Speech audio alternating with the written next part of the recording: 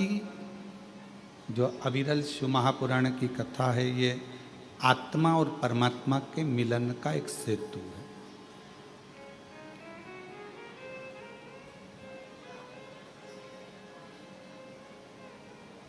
और एक सेतु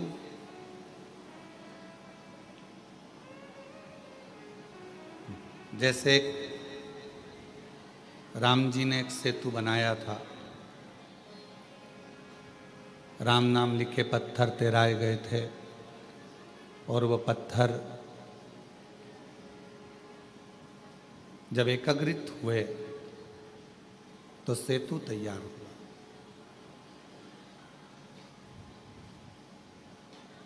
रावण और राम जी का आमना सामना वो सेतु ने कराया।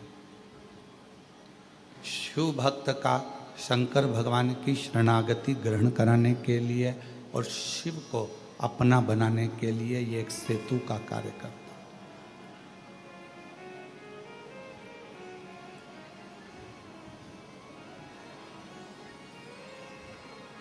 हम आपसे पूछें, मछली को जीवित रहने के लिए कुएं का जल, कुएं का पानी, बावड़ी का पानी, तालाब का पानी, समुद्र का पानी, सरोवर का पानी, खड्डे का पानी, बारिश का पानी, नाले का पानी,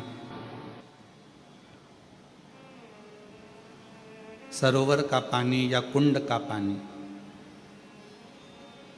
मछली के लिए, मछली को जीवित रहने के लिए कौन सी जगह का पानी चाहिए?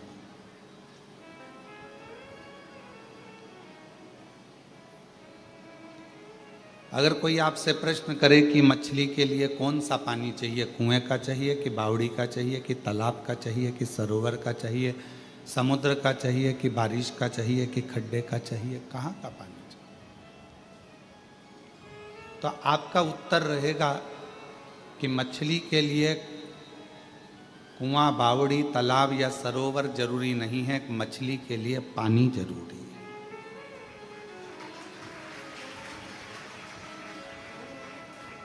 वो पानी कहीं पर भी हो, एक डब्बे में भी पानी हो तो मछली उसमें जीवित रह सकती है।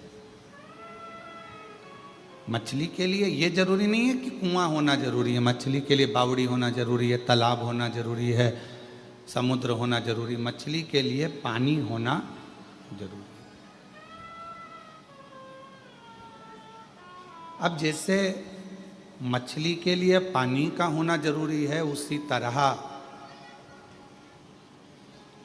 भगवान को पाने के लिए तुम्हारी निर्मल वाणी और निर्मल मन का होना बहुत जरूरी है। परमात्मा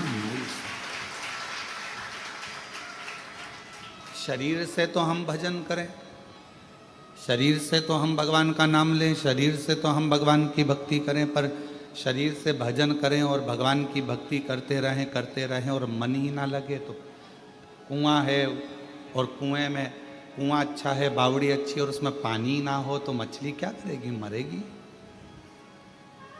मछली ये नहीं देख रही है कि मुझे कुआं है कि बावड़ी है कि तालाब है कि सरोवर है कि समुद्र है। मछली तो ये देख रही कि मुझे पानी चाहिए जिंदा रहने के लिए, जीवित रहने के लिए।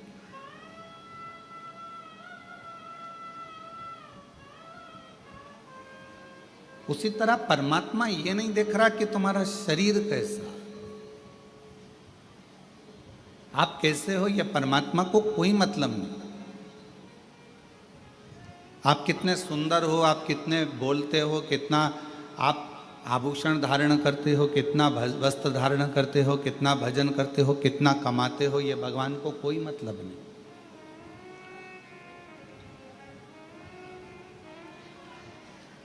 भगवान को तुम्हारे धन से, तुम्हारी पूंजी से, तुम्हारी संपदा से कोई मतलब, और तुम्हारा हृदय क्लीन, साफ, एकदम। पर गुरुजी हम मन साफ रखते हैं, आप कहते हो ना, तो हम मन साफ रखते हैं, पर पड़ोसन हमारा मन बिगाड़ देती है। सुबह सुबह कचरा पटक जाएगी, लड़ने आ जाएगी, अपशब्द कह जाएगी। गुरुजी हम मन साफ रखते हैं, पर हमारे रिश्तेदार हमारा मन खराब कर देते। हम मन साफ रखते हैं, पर हमारे पहचान वाले, हमारे रिश्तेदार, हमारे नातेदार, ये हमारे मन को बिगाड़।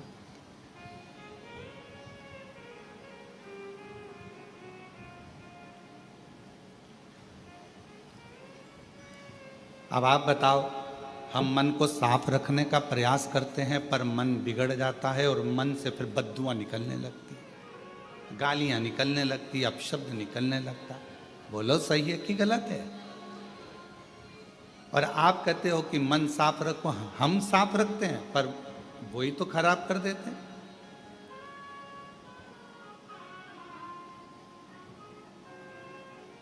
शिव महापुराण की कथा में भगवान शंकर का चरित्र कहता है कि मन साफ रखना किसको कहते हैं?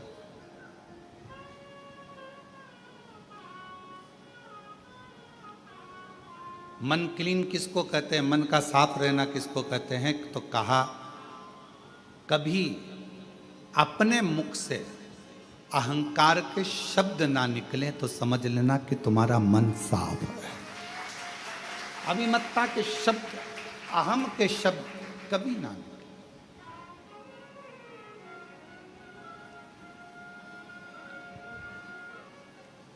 कोई आड़े टेढ़े शब्द निकल जाए। कई बार भगवान भी ये चाहता है कि तुम्हारा भजन बहुत बढ़ जाता है तो तुम्हारे मुख से आड़ा टेढ़ा किलवा देता है, क्योंकि भगवान को आकर कुछ ना कुछ तुम्हें देना पड़ेगा।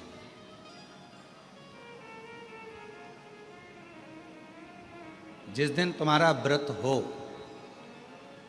जिस दिन तुम व्रत करो एकादशी का, जिस दिन तुम व्रत करो द्वादशी का, जिस दिन तुम व्रत करो तीज का, चतुर्थी का, पंचमी का, छठ का, नवरात्रे का, जब तुम व्रत करो तो प्रयास करना कि इस व्रत में हमारे मुख से कभी अपशब्द ना निकले।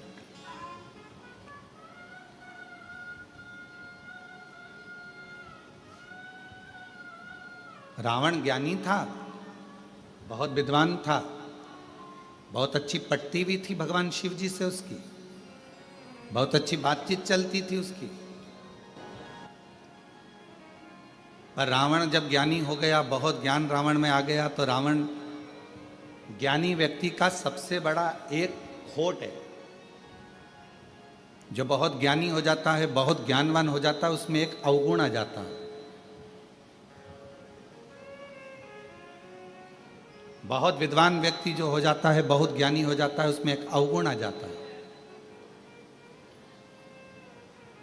और उसका अवगुण ये होता है कि वो अच्छी बात को छोड़ देता है। क्यों छोड़ता है? क्योंकि वो सोचता है कि मैं बहुत ज्ञानी हूँ, मुझे तुमसे कोई ज्ञान नहीं लेना, मुझे तुम्हारी बातों का कोई मतलब नहीं है, मुझे तुमसे कोई चीज़ नहीं सीखना। उसके अंदर इतना ज्ञान हो जाता है। बहुत बुद्धिमान, बहुत विद्वान व्यक्ति से अच्छी बातें छूटती चली जाती है। इसलिए भगवान से कहना कि हमें बड़ा ज्ञानी मत बनाना। अज्ञानी बनकर हम बहुत कुछ दुनिया के लोगों से सीख सकते हैं, पर जब हम बहुत ज्ञानी बन जाते हैं तो किसी से कुछ सीख नहीं पाते हैं, कुछ नहीं सीख।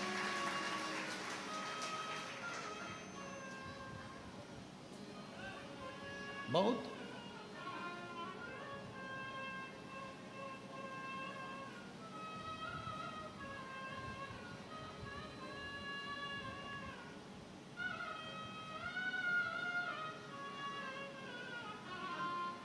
बुद्धि से सोचता हूं।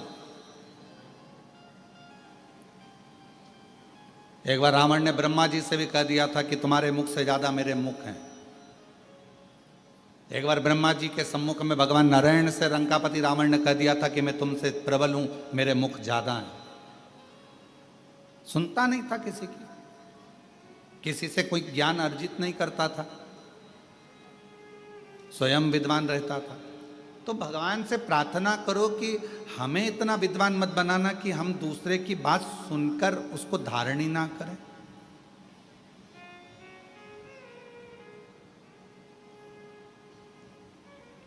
खूब पूजन करो, खूब भगवान का भजन करो, स्मरण करो, आराधना करो, भक्ति करो, स्मरण करो, नाम जाप करो, पर इतना जरूर याद करो कि अपने आप के अहंकार को दूर कर दो कि हमें बहुत सारा तप करते हैं।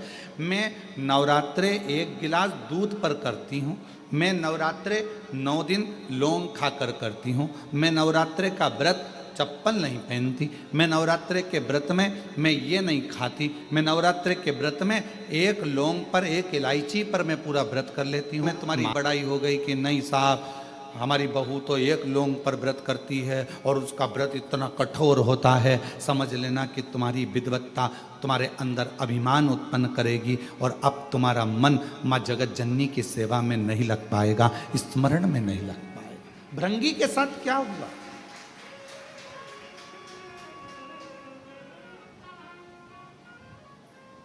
श्रृंगी के साथ क्या हुआ?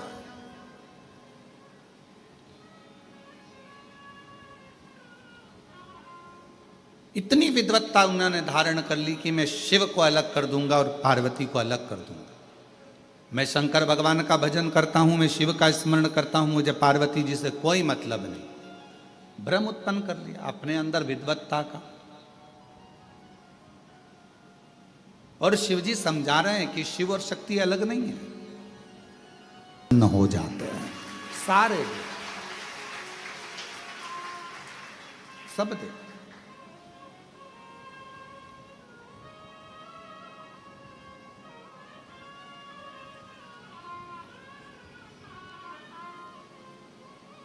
कभी कभी ऐसा होता है कि तुम्हारा कोई ज़रूरी फाइल है, उस फाइल पर सिग्नेचर होना है, इन सर ने सिग्नेचर कर दिए, वो सर ने कर दिए, वो सर ने कर दिए, वो सर ने कर दिए, पर एक मेन ऑफिसर रह गया, उसका सिग्नेचर उसका सील ठप्पा नहीं लगा तो ये काम नहीं माना जाए।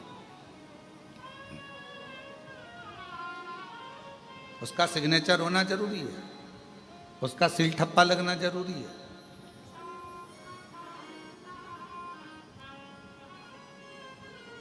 कोई कहता है हम राम वाले, कोई कहता है हम कृष्ण वाले। हम कहते हैं तुम कोई वाले हो, हम मना नहीं करते, तुम राम वाले, तुम कृष्ण वाले, तुम दत्त वाले, तुम देवी वाले, तुम देवता वाले, हम मानते हैं सब वाले हो, हम सब मानते हैं, हम आपको प्रणाम करते हैं। पर हम कभी ये नहीं कहेंगे कि ये देव बड़ा कि वो देव बड़ा, पर इतना जरूर कहेंगे कोई भी वाले हो, पर आखिरी का सिग्नेचर तुम्हारे जाने पर, तुम्हारे प्राण छूटने पर अंतिम सिग्नेचर तो मेरे शंकर भगवान का शमशान में ही होगा। मरने के बाद व्यक्ति को कहां लेकर जाते हैं?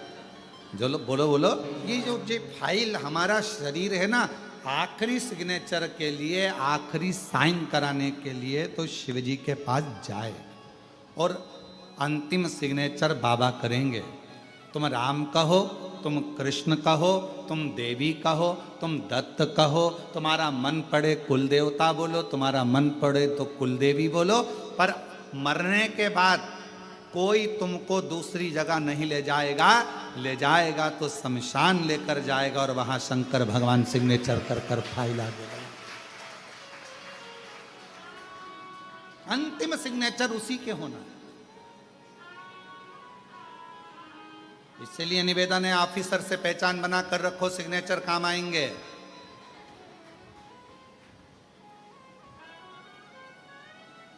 मेरे भोले बाबा से थोड़ा सा जान पहचान बना कर रखो, आखिरी में वही सब छोड़कर चले जाएंगे। शमशान में कौन रहने वाला है? कितने लोग हैं जिनके दादा परदादा मरे और वो शमशान में 2-15 दिन तक वहीं रहे, गद्दा लगा कर, रजाई लगा के, फ्रिज कूलर रख के।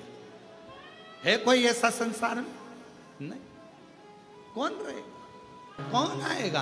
अंत समय में जब प्राण छूट गए होंगे, लोग इस फाइल को शमशान ले गए होंगे, सिग्नेचर के लिए लेकर गए होंगे, तब कोई नहीं रहेगा। पूरा घर का लोग आग लगाएगा, थोड़ा 5 लकड़ी का इंतजार करेगा और कपाल क्रिया हुई, खोपड़ी फोड़ी, घी डाला और उसी समय पर सब घर के लोग निकल जाएंगे और सब घर पर जाके पड़ोसी के घर से पूड़ी सब्जी आएगी, नहाएंगे धोएंगे और पूड़ी सब्जी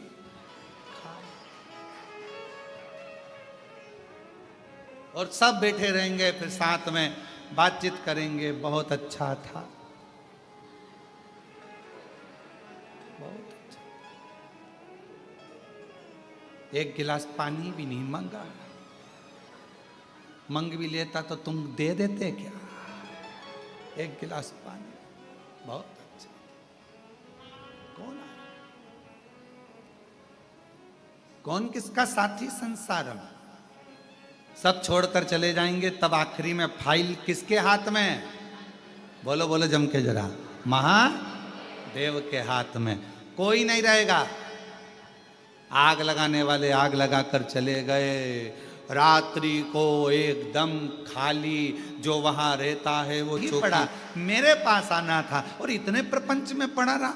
लोग कहे कि ये मत खा, लोग कहें कि पानी मत पी, लोग कहें शिवजी पे चढ़ा जल मत पी, लोग कहें शंकर पे चढ़ी बेलपत्र मत खा, लोग कहें कि शिवजी का बेलपत्र से श्रृंगार मत कर, लोग कहें श्री शिवाय नमस्तुभ्यम मत कर। बोल, तू पूरी दुनिया के प्रपंच में पड़ी रही और वो सियोर वाला महाराज तेरे को चिल्ला चिल्ला कर कहता रहा कि मेरे से जुड़ जा, आखिरी का सिग्नेचर मेरा है। पर तूने मुझे छोड़ दिया और सारे ऑफिसरों के पास घूमती रही।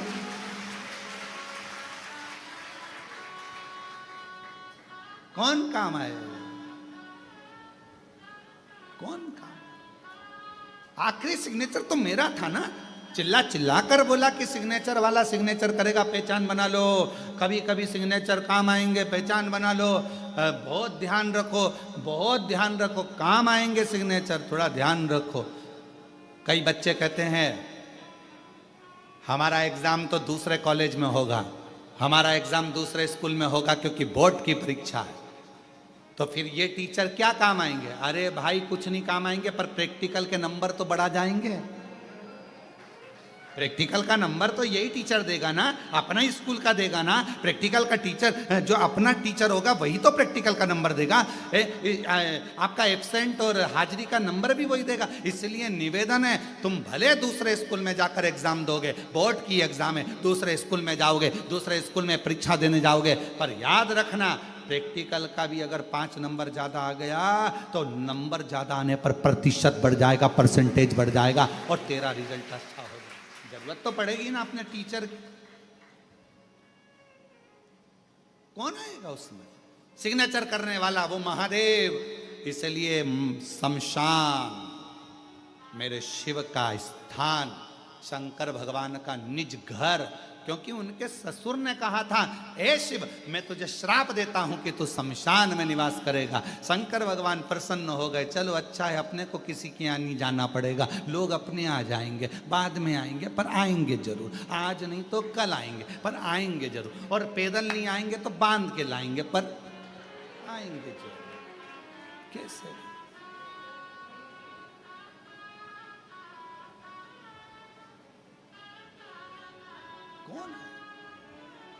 कोई नहीं आएगा। सब इतने प्रेम से दादी दादी दादी दादा दादा दादा पापा मम्मी सब कितने प्रेम से बात करते हैं। कितना एक मिनट नहीं रहे, पति पत्नी आपस में एक मिनट दूसरे के बिना नहीं रहे, बहन भाई एक दूसरे के बिना नहीं रहे, भाई भाई एक दूसरे के बिना नहीं रहे, रिश्तेदार रिश्तेदार के बिना नहीं रहे। और वहां एकदम छोड़कर ऐसे चले जाने, पूरी सब्जी खाए, बैठ के गप्पे लगा।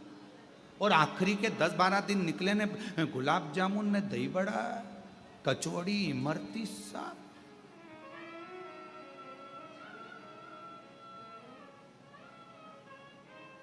और सब बात करते हैं, फिर आखिरी में क्या करें? अब मरने के बाद में सैया दान भी दे रहे हैं। हमारे माता जी को हमने गद्दा तकिया पलंग सब दिया। 1-1 किलो मूंग की दाल, चने की दाल, 5 किलो आटा, एक टॉर्च, डंडा, छाता, सब।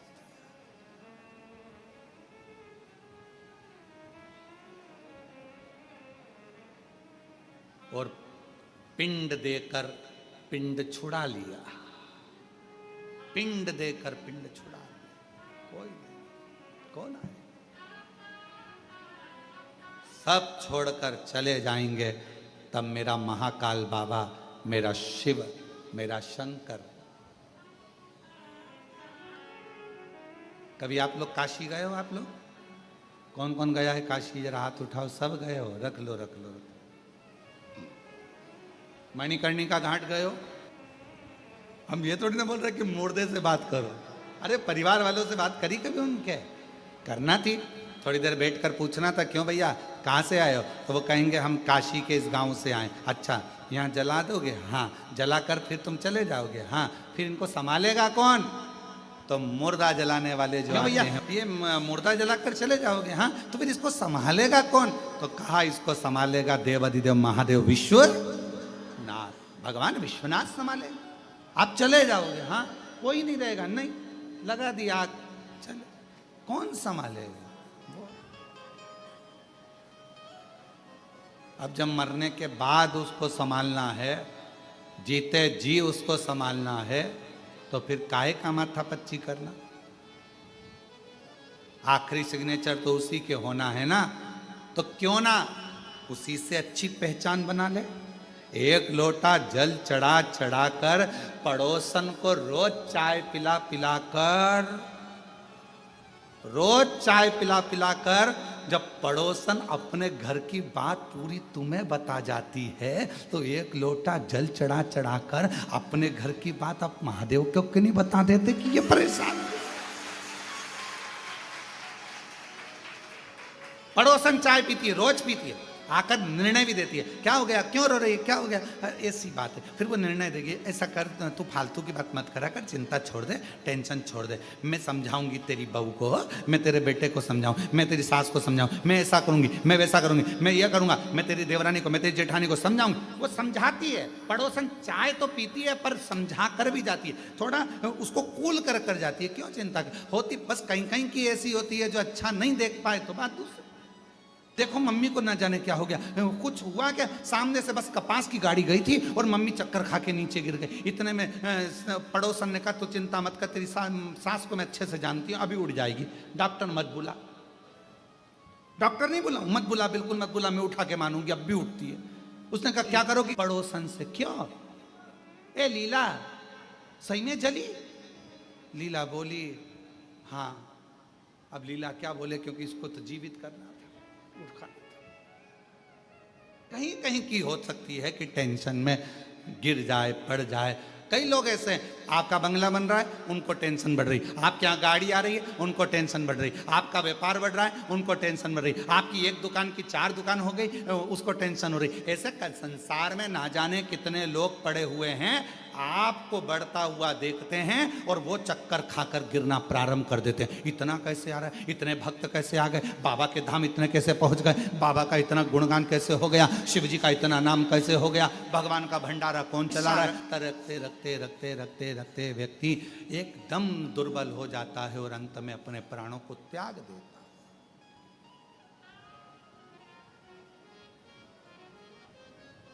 क्यों सोचा? आखिरी सिग्नेचर मेरे बाबा का है, बाबा से पहचान बनाओ। पड़ोसन चाय पिएगी तो पड़ोसन से पहचान बन जाएगी। बहुत अच्छी है, सुनती है, समझती है, आपस में बातचीत होती है। और आमने सामने जब बार बार भगवान शंकर के मंदिर में रोज प्रतिदिन जल चढ़ाने के लिए जाओगे, तो मेरे काल अधिपति महाकाल राजा से, मेरे शंकर भगवान से, मेरे विश्वनाथ, मेरे कुबेर भंडारी से थोड़ी पहचान बढ़ जाएगी। और पहचान कब काम आएगी? जब पड़ोसन सबसे ज्यादा कब काम आती है? जब तुम्हारे यहाँ ब्याह आए, दुख आए, तकलीफ आए, कष्ट आए, कोई बहू आए चाहे ना आए, पर पड़ोसन ने चाय पी है तो वो आकर तो खड़ी हो जाएगी, भले वो कैसी भी हो, पर पड़ोसन पास में वाली खड़ी हो जाएगी। उसी तरह परमात्मा कब काम आएगा? जब तुम्हारी जिंदगी में थोड़ी भी तकलीफ आई, मेरा शंकर भगवान तुम्हारे सामने आकर खड़ा हो। क्यों घबरा? मेरा शंभु से, मेरा शंकर से, मेरा त्रिकालदर्शी कैलाशी अविनाशी से जो संबंध जुड़ा है, वो संबंध मेरे सारे दुखों को समाप्त कर देता है। सारे दुख। तारकासुर के शब्द मां पार्वती के हृदय को लगते थे। तारकासुर के शब्द मां पार्वती के हृदय को लगते थे।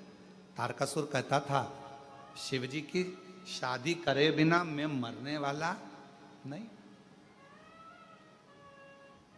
क्यों? क्योंकि शंकर जी का विवाह होगा तभी तो उनका बच्चा होगा, और बच्चा ही तो मेरे प्राण लेगा। मतलब मैं शादी करा के तो मानूंगा। भक्त था शिव का, सारे देवताओं से उसका विवाद था, सारे देवताओं से उसका द्वेष था, सारे देवता उससे युद्ध करते थे, सारे देवता उससे झगड़ते थे, और शंकर भगवान का कोई विरोधी नहीं था। बड़ा तारकासुर तो जहां बैठता था, और शंकर भगवान जब शाम के समय रोज प्रतिदिन, शिव जी का तो रोज का नियम है कि प्रतिदिन प्रदोष काल में शाम के समय शंकर भगवान भ्रमण पे निकलते, पार्वती जी को नंदी पर बिठाकर। तो तारकासुर शिव जी की भक्ति कर कर इतना विद्वान हो गया था कि वो शंकर भगवान जब भी निकलते थे नंदी पर बैठकर, वो बैठ जाता था, उनको देखता रहता था, कुछ नहीं कहता था, केवल देखता था। और शंकर भगवान पार्वती के साथ नंदी पर बैठकर जाते थे तो तारकासुर पर उनकी दृष्टि पड़ जाती थी, और तारका मुस्कुराकर हंसने लगता था। लोग कहते थे तारका के पास इतना बल कहां से आता था, तारकासुर के पास इतना बल कहां से आता था? तो कहा तारकासुर के पास बल कहां से आता है? पूछा भगवान नारायण ने ब्रह्मा जी से, ब्रह्मा जी ने पूछा, तब भगवान ब्रह्मदेव ने इंद्र से कहा कि तारकासुर के पास एक जगह से बल आता है, और रोज प्रदोष काल में शंकर भगवान पार्वती के साथ भ्रमण करने निकलते हैं। उस समय पर तारकासुर उनका दर्शन करने के लिए बैठ जाता है, और वो अपनी दृष्टि दे देते हैं, तो तारकासुर में बल उत्पन्न हो जाता है, बल आ जाता। क्यों? हम क्यों कहते हैं कि शिव जी के मंदिर जाओ, शंकर जी के मंदिर जाओ? तुम सियोर वाले महाराज से मतलब मत रखो, पर शंकर जी से मतलब रखो। शिव जी के मंदिर जाओ, अपने घर के पास में जो शिवालय है वहां जाओ, अपने घर के नजदीक में जो शंकर का मंदिर है, मेरे शंकर भगवान पार्वती के साथ उसके घर के दरवाजे के सामने से जरूर निकल कर जाते हैं, और उनकी दृष्टि हमारे द्वार पर पड़ती है रोज। मैं क्यों घबराऊं? किस लिए घबराऊं? मेरा संबंध मेरे शिव जी से, ओगरदानी से। तारकासुर इतना बलवान था, इतना बल आया कहां से? ब्रह्मा जी ने वर दिया, भगवान ने वर दिया, माना, पर इसके पास तो बल बढ़ता ही जा रहा है, एनर्जी बढ़ती ही जा रही है, तेज बढ़ता ही जा रहा है, इतनी ऊर्जा बढ़ती जा रही है, इतनी ऊर्जा, इतना तेज, इतना बल कहां से? तो कहा शिव जी का दर्शन करता है रोज, और शंकर का दर्शन का फल मिलता जरूर है।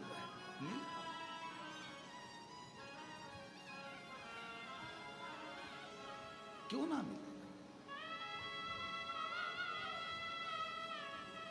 आप संबंध शिव से जोड़ रहे हो, शिव से। शिव महापुराण ने क्या करा? दुनिया के सारे महाराज कहेंगे कि आप हमारे यहां आओ, हमारे पास बैठो, मेरे पास बैठो, मैं तुम्हें ज्ञान दूंगा, मैं तुम्हें समझाऊंगा, मैं तुम्हें विद्वत्ता दूंगा। हर महाराज तुम्हें अपने पास बिठाना चाहता है, तुम्हें अपने पास बिठाकर तुम्हारा वीडियो फोटो बनाना चाहता है, पर केवल कुबेरेश्वर धाम शिव महापुराण की कथा तुम्हें अपने पास नहीं बिठाना चाहती। शिव महापुराण की कथा कहती है तुम शंकर के मंदिर में एक लोटा लेकर जाओ, और वो तुम्हारा दुख मिटाएगा, तुम्हारी तकलीफ मिटाएगा। तुम किसी के पास मत बैठो, पर शिव के पास जरूर बैठो, शंकर के पास जरूर जाओ। 2 क्षण शंकर भगवान के नजदीक में जाकर बैठो, वो शिव तुम्हारे हृदय की बात को सुनेगा, वो शंकर भगवान तुम्हारे हृदय की बात सुनेंगे।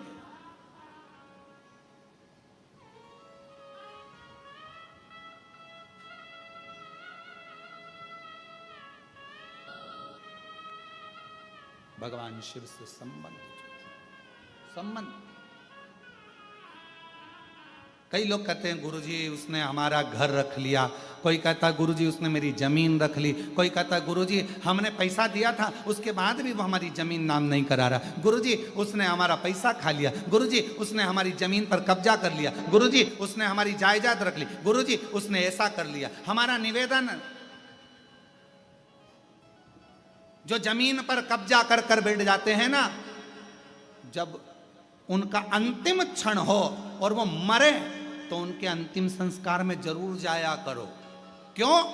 ये देखने जाया करो कि जिसने अपनी जमीन रख ली, पैसा रख लिया, लेकर कितना जा रहा है। जाकर देखा तो करा। जो जमीन पर कब्जा कर ले, पैसा खा ले, धन खा ले, संपदा खा ले, तुम्हारा गहना खा ले, व्यापार खा ले, उनकी अंतिम यात्रा में जरूर जाओ और अंतिम यात्रा में जाकर देखो कि जिसने तुम्हारा धन खाया, जिसने तुम्हारी जमीन खाई, जिसने तुम्हारी संपदा खाई, वो अपनी जेब में कितनी एकड़, कितनी बीघा और कितना धन लेकर जा रहा है। टटोलो तो शरीर की क्या लेकर जाएगा। आखिरी में शमशान में जब आग लगाई जाएगी, तन पर जो कपड़ा होगा वो भी फाड़ दिया जाएगा, जितने बंधन होंगे खोल दिया जाएगा, शरीर पर घी लगा दिया जाएगा और आग लगा दी जाएगी। किस भरोसे पर हो, किस भरोसे।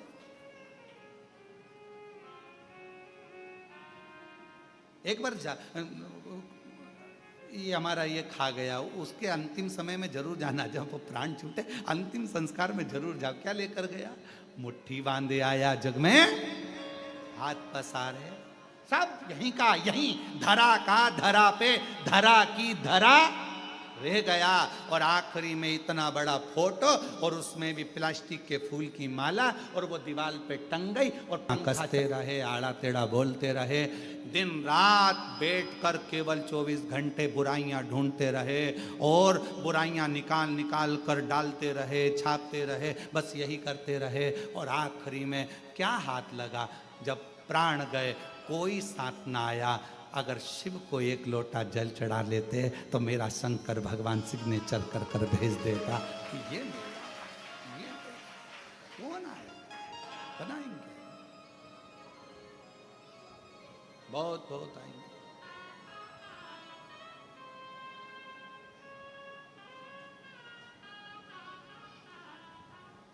बहुत बहुत मिलेंगे। अपनी भक्ति के बल को बढ़ाओ, अपने शिव विश्वास को, शंकर जी के को विश्वास को बढ़ाओ। मेरा दुख कोई नहीं काटेगा, किसी की सामर्थ्यता नहीं है कि मेरे दुख को, मेरी तकलीफ को, मेरे कष्ट को कोई काट दे। मेरे दुख को तो केवल एक ही काटेगा और मेरा शंकर, मेरा बाप, मेरा पिता ही काटेगा, मेरा शिव। कोई कोई तारका बैठा था, भगवान देवाधिदेव महादेव माँ पार्वती जी के साथ जा रहे थे, नंदी पर सवार होकर चले।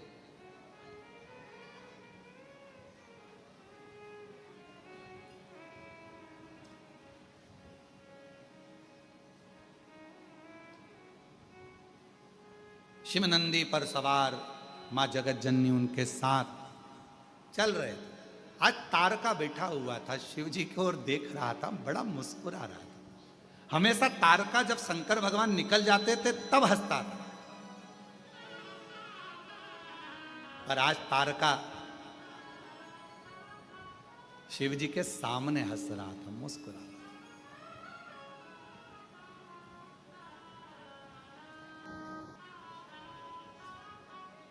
और हमने एक बात कही थी, आप लोगों को याद है क्या?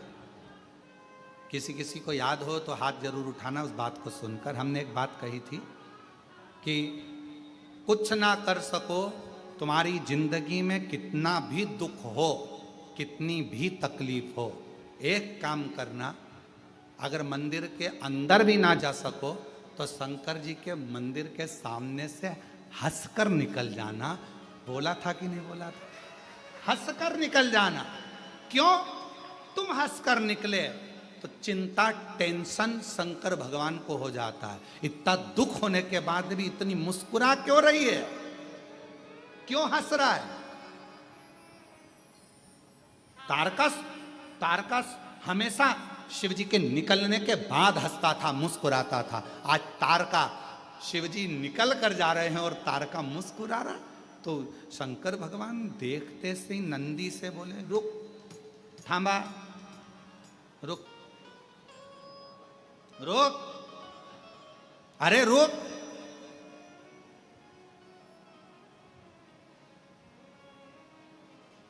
शिव जी, नंदी रुका। शिव जी बोलते उससे पहले पार्वती जी बोलती, प्रभु प्रभु प्रभु। शंकर भगवान ने पूछा, क्या हो गया? पार्वती जी बोली, मेरे को आपसे एक बात करना, अब भी जल्दी उतरो नंदी पे से। पार्वती जी के साथ शिव जी नंदी से उतरे। बोलो पार्वती। पार्वती जी बोली, ऐसे नहीं करूंगी, मेरे साथ एकांत में चलो, वहां चलो। भगवान शंकर एकांत में गए, बैठे। पार्वती जी ने कहा मुझे एक बात पूछना है आपसे। बोलो क्या बात है? एक बात पूछूं? हाँ। ये तारका अपन दोनों को देखकर हंसा क्यों? शंकर भगवान बोले मैं भी तो इसीलिए उतरा हूं, समझना तो पड़ेगा ना कि हंसा क्यों है। मुस्कुराया। अब मैं भी तो वही पूछ रहा हूं कि आखिर इस मुस्कुराहट में क्या है, क्या इतनी प्रसन्नता में?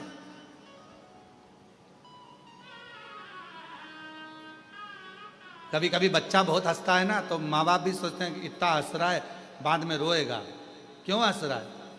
ए लाला क्या हुआ, क्यों हंस रहा है? माँ को बुलाएगी, मम्मी आज ना जाने इसको क्या हो गया, हंसी हंस रहा है, समझ में नहीं आ रहा, इतना हंस रहा है, पता नहीं उसने उसको क्या देख लिया, क्यों हंस रहा है।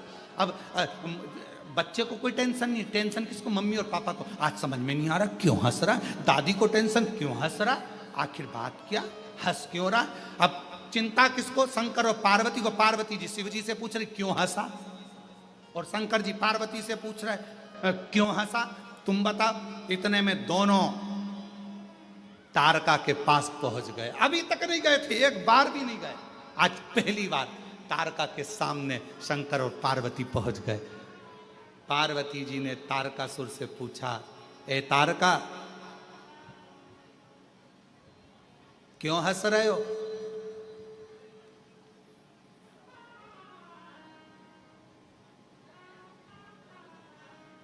तारका बोले बस मेरे को हंसी आ रही है, बस और कुछ नहीं। नहीं नहीं बताना तो पड़ेगा कि क्यों हंस रहे हो।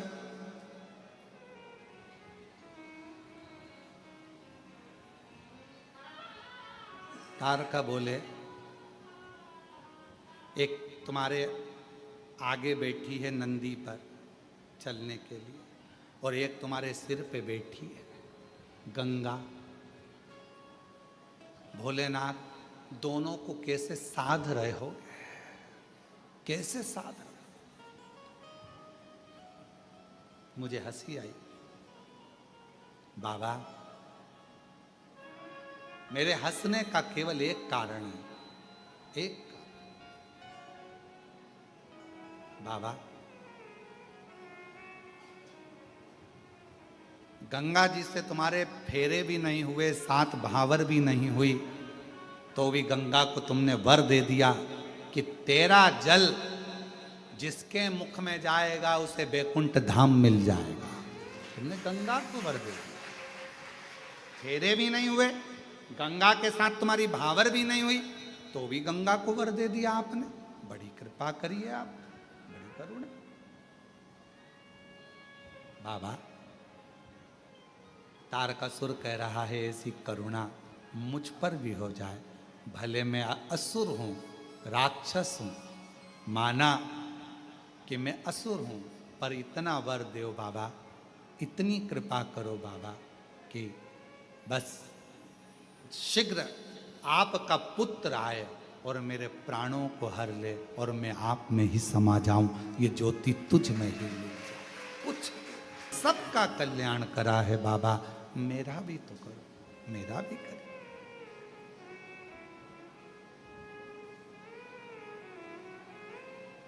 कुछ हमको भी कृपा करिए भगवान शिव, जो संपूर्ण जगत का कार्य कर रहे, कल्याण कर रहे, भगवान शंकर की कथा कर रहे। शिव तत्व कह रहा है, भगवान शंकर का पवित्र चरित्र कह रहा है। तारका को वर देकर शिव पार्वती चले। षडानंद कार्तिकेय जी का जन्म होता है।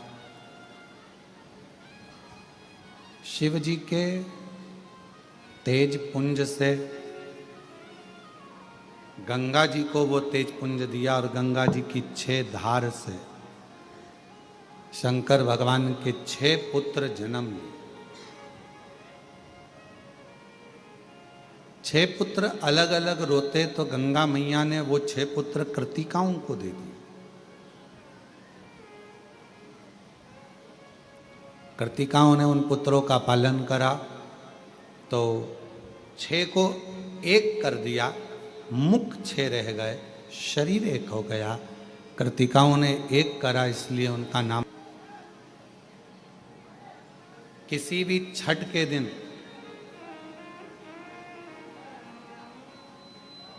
चाहे अंधेरी की छठ हो, चाहे उजाले की छठ हो, किसी भी छठ के दिन अगर षडानंद कार्तिकेय जी महाराज का नाम लेकर 6 बेलपत्र और उस 6 बेलपत्र पर 6 दुर्वा, 6 पुष्प, 6 अक्षत के दाने रखकर षडानंद कार्तिकेय बाबा के स्मरण कर कर शिवलिंग की जो जलाधारी है, उस जलाधारी पर जहाँ अशोक सुंदरी का स्थान है, उसी के पास में कार्तिकेय जी का स्थान है। किसी भी छठ पर यदि आप बाबा को वो बेलपत्र, वो दुर्वा, वो पुष्प, वो अक्षत का दाना 6 समर्पित करते हैं, किसी भी छठ के दिन, षष्ठी के दिन स्कंद भगवान का नाम लेकर, स्कंदेश्वर बाबा का नाम लेकर, कार्तिकेय बाबा का नाम लेकर यदि समर्पित करते हैं तो जिंदगी में कितना भी कर्जा हो, वो कर्जा 3 महीने के अंदर समाप्त होता ही है। कितना भी कर्जा,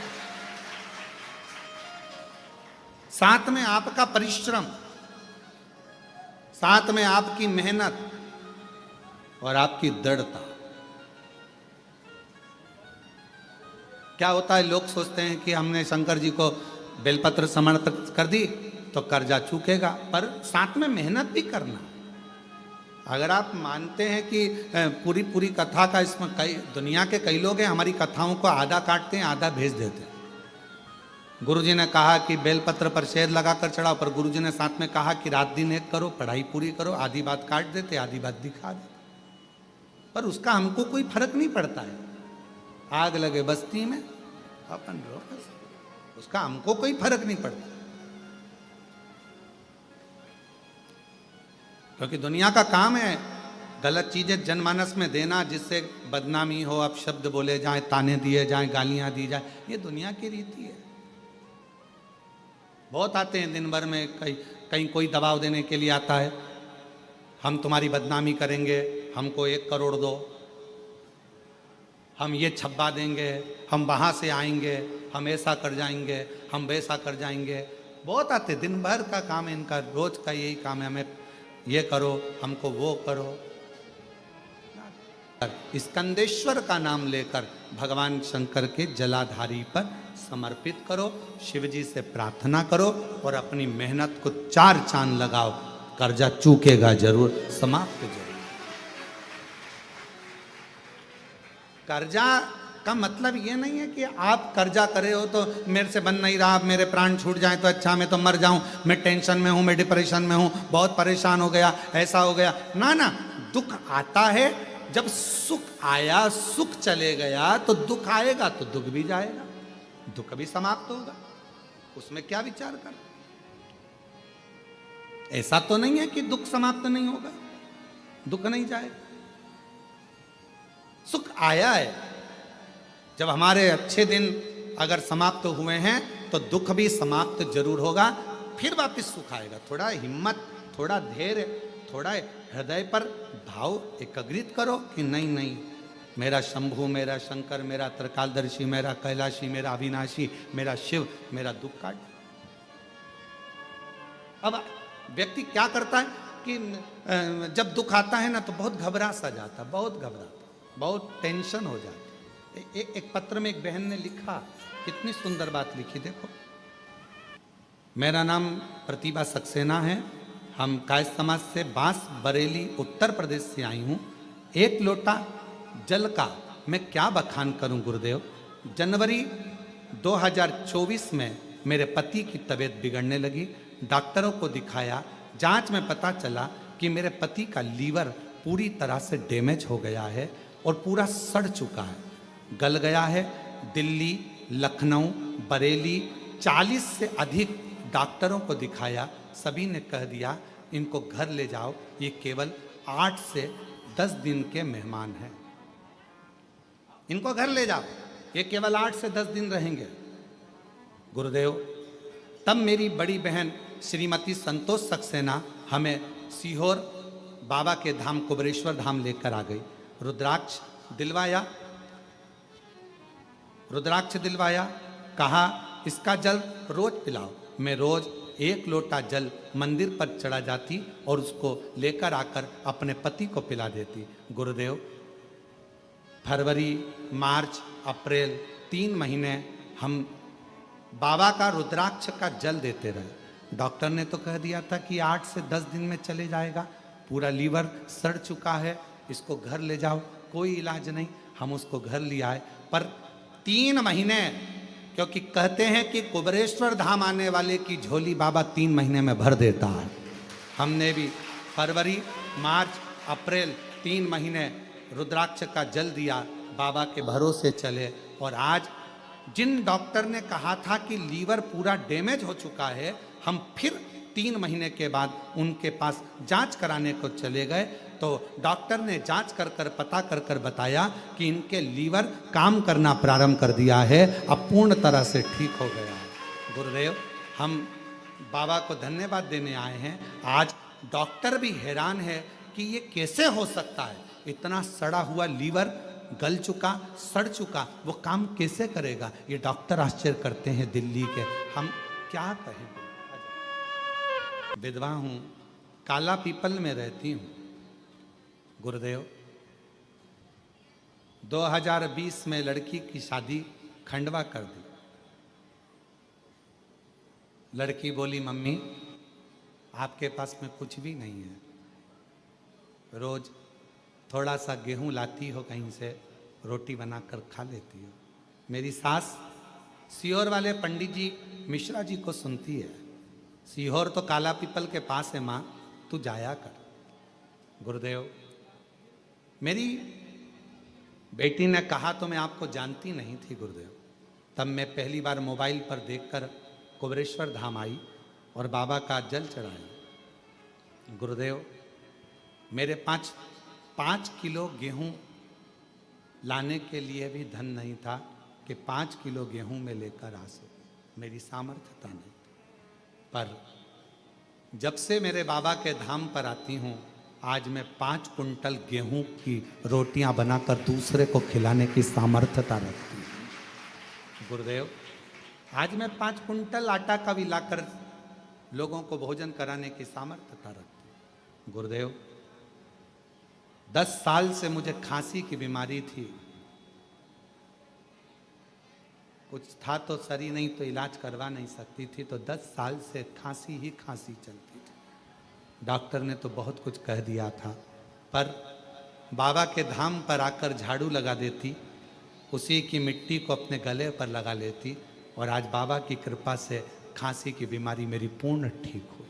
मैं शिव को नमन करती। गुरुदेव, मेरी बेटी बहुत मानती है, शिव का स्मरण करती। भेजकर कोई पैसा मांगा जाता है, बाबा तुम्हारी झोली जब भंडार भर गए, तुम्हारा दिल कर जाए, तब गौ माता के लिए दो, तब भंडारे में दो, तब निर्माण के लिए दो। बाकी क्या तुम्हारे पास जब मेरा बाबा दे दे।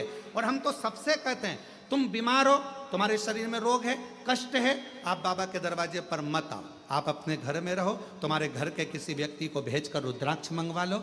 जब मेरा कुबेर भंडारी रुद्राक्ष के जल से तुम में बल दे दे और तुम्हारे रोग का निवारण कर दे, तब तुम कुबेरेश्वर धाम आओ, तब प्रणाम करने के लिए। ऐसे तब आओ, उसके दरवाजे पर आकर प्रणाम करो।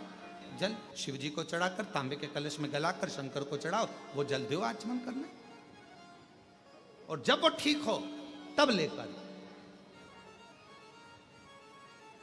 स्वस्थ।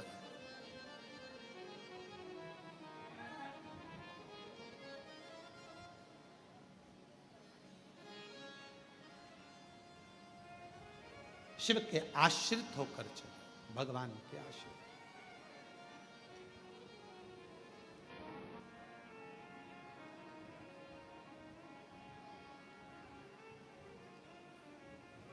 कुबेर भंडारी कहते हैं उसको।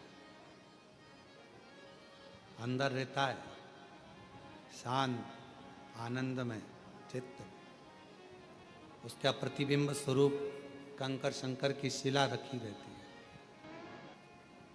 जब वो दुनिया के लोगों को रोड से उठाकर करोड़पति बना सकता है, तो हम तुम्हारे आगे क्यों हाथ फैलाएंगे? उसके आगे झोली फैलाकर ना मांग लेंगे, उससे ना कहेंगे, उसके आश्रित होकर जाओ, आश्रित। कितनी कृपा है उसकी, कितनी कृपा। यहां आने वाला कभी खाली नहीं गया। हो सकता है थोड़ी फाइल मोटी होगी तो पढ़ने में समय लग रहा होगा, पर विश्वास के साथ में अगर उसके दरवाजे पर तुम आते रहे, कहते रहे, प्रणाम करते रहे, उसकी सेवा करते रहे, तो खाली तो नहीं रख सकता। एक ना एक दिन हाथ पकड़कर किस सिंहासन पर और किस गादी पर बिठाएगा तुम भी नहीं समझ पाओगे कि कहाँ बैठ गए। किस भक्ति।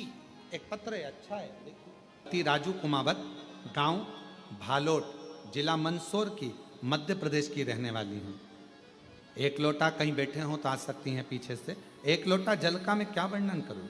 मेरे पति आर्मी में नौकरी करते हैं, उनकी ड्यूटी उधमपुर जम्मू कश्मीर में है, और मैं भी उनके साथ। सिर दर्द करता, गुरुजी 15 दिन इलाज कराते रहे, तब भी कोई आराम नहीं मिला। फिर हम उसे आर्मी के कमान हॉस्पिटल उधमपुर में भर्ती कराया, तो भी हॉस्पिटल में 5 दिन से भर्ती रखा, तो भी गुरुजी डॉक्टर कुछ पता न कर पाए कि बीमारी क्या है। और तबीयत खराब होती जा रही थी। अचानक से ऑक्सीजन कम हो गई, और ऑक्सीजन कम होते से ही उसका शरीर बिगड़ गया और उसको वेंटिलेटर पर डाल दिया गया। वेंटिलेटर पर डालकर अचानक से वेंटिलेटर पर उसको झटके आने लगे। झटके आते आते डॉक्टर ने जब इलाज करा तो कहा कि इसका ब्रेन टेस्ट करना पड़ेगा। मालूम पड़ा कि एमआरआई करा और ब्रेन में बीमारियां बता दी गई, इसलिए इसके झटके आना चालू हो गए और इसको वेंटिलेटर पर डाल दिया। मेरा 9 साल का लड़का वेंटिलेटर पर पड़ा रहा गुरुजी। हम दोनों पति पत्नी खूब रोते, खूब रोते। बच्चा वेंटिलेटर पर, झटके आ रहे हैं, ब्रेन बेकार बता दिया डॉक्टर ने। करते क्या? आखिरी में डॉक्टर अपना काम करे। हम आपका 9:15 का एक उपाय है आपका, जो रात्रि के 9:15 पर करा जाता है। तब हमने आंवले वाला वो उपाय 9:15 का करा, और जल लाकर अपने बेटे को डॉक्टर से कहा हमें वेंटिलेटर के पास जान दो, उसके शरीर में लगा लें दो। बच्चे के शरीर पर लगाया, होठों पर लगाया। लगाने के आधे घंटे बाद उसके शरीर में हलचल हुई, और वेंटिलेटर पर से धीरे धीरे उसको आराम लगना प्रारंभ हो गया, और डॉक्टर के कहने पर उसका ब्रेन भी काम करने लगा, और उसकी छुट्टी कर दी। आज हम बाबा को प्रणाम करने के लिए। दिल से कहो, दिल से सुनता। ये दुनिया के लोगों के लिए केवल शिव महापुराण की कथा है, केवल कथा। पर हम कहते हैं ये केवल कथा नहीं है, मेरा बाबा आपके बीच में आकर आपके दिल की बात सुनता। जब आंख बंद कर कर कथा के पंडाल में बैठकर श्री शिवाय नमस्तुभ्यम कहकर आप कहते हो मेरा सब दुख काटो। पितृपक्ष की जितनी भी कथा होती है उसमें हम कहते हैं कि अपने साथ एक फोटो अपने पूर्वजों का लेकर बैठा करो गोदी में। प्रयास करा। शिव कथा भगवान शंकर का प्रतिबिंब कथा। अपने घरों पर रहकर बड़े भाव से कथा का लाभ लेकर आप उसे श्रवण, विश्वास के साथ शिव से अपने मन की बात कहिए, विश्वास के साथ। एक भरोसा बहुत बड़ी चीज होती है। कर्जा मुक्ति के लिए अगर आप सदानंद कार्तिकेय जी का छठ का प्रयोग कर रहे हो तो उसमें आपका विश्वास, आपकी मेहनत, आपका परिश्रम भी होना जरूरी है। परिश्रम, आपकी मेहनत होना जरूरी। शहद वाली बेलपत्र शिव जी को लगा रहे हो तो उसमें आपका रात दिन की पढ़ाई होना जरूरी है। सब संघर्ष, मेहनत, बल आपका। फिर देखो शिव कैसे ना कृपा करे।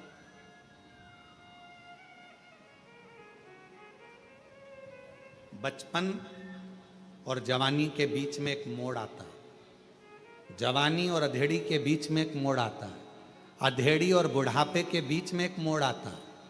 और शिव महापुराण की कथा कहती है जब जब मोड़ आए तो थोड़ा सावधान हो जाओ। सीधी रोड पर गाड़ी भले तुम्हारी 100 पर चल रही हो, 80 पर चल रही हो, पर देखा मोड़ है, थोड़ा गाड़ी को स्लो कर लो, ध्यान रखो, निगाह हटी, दुर्घटना।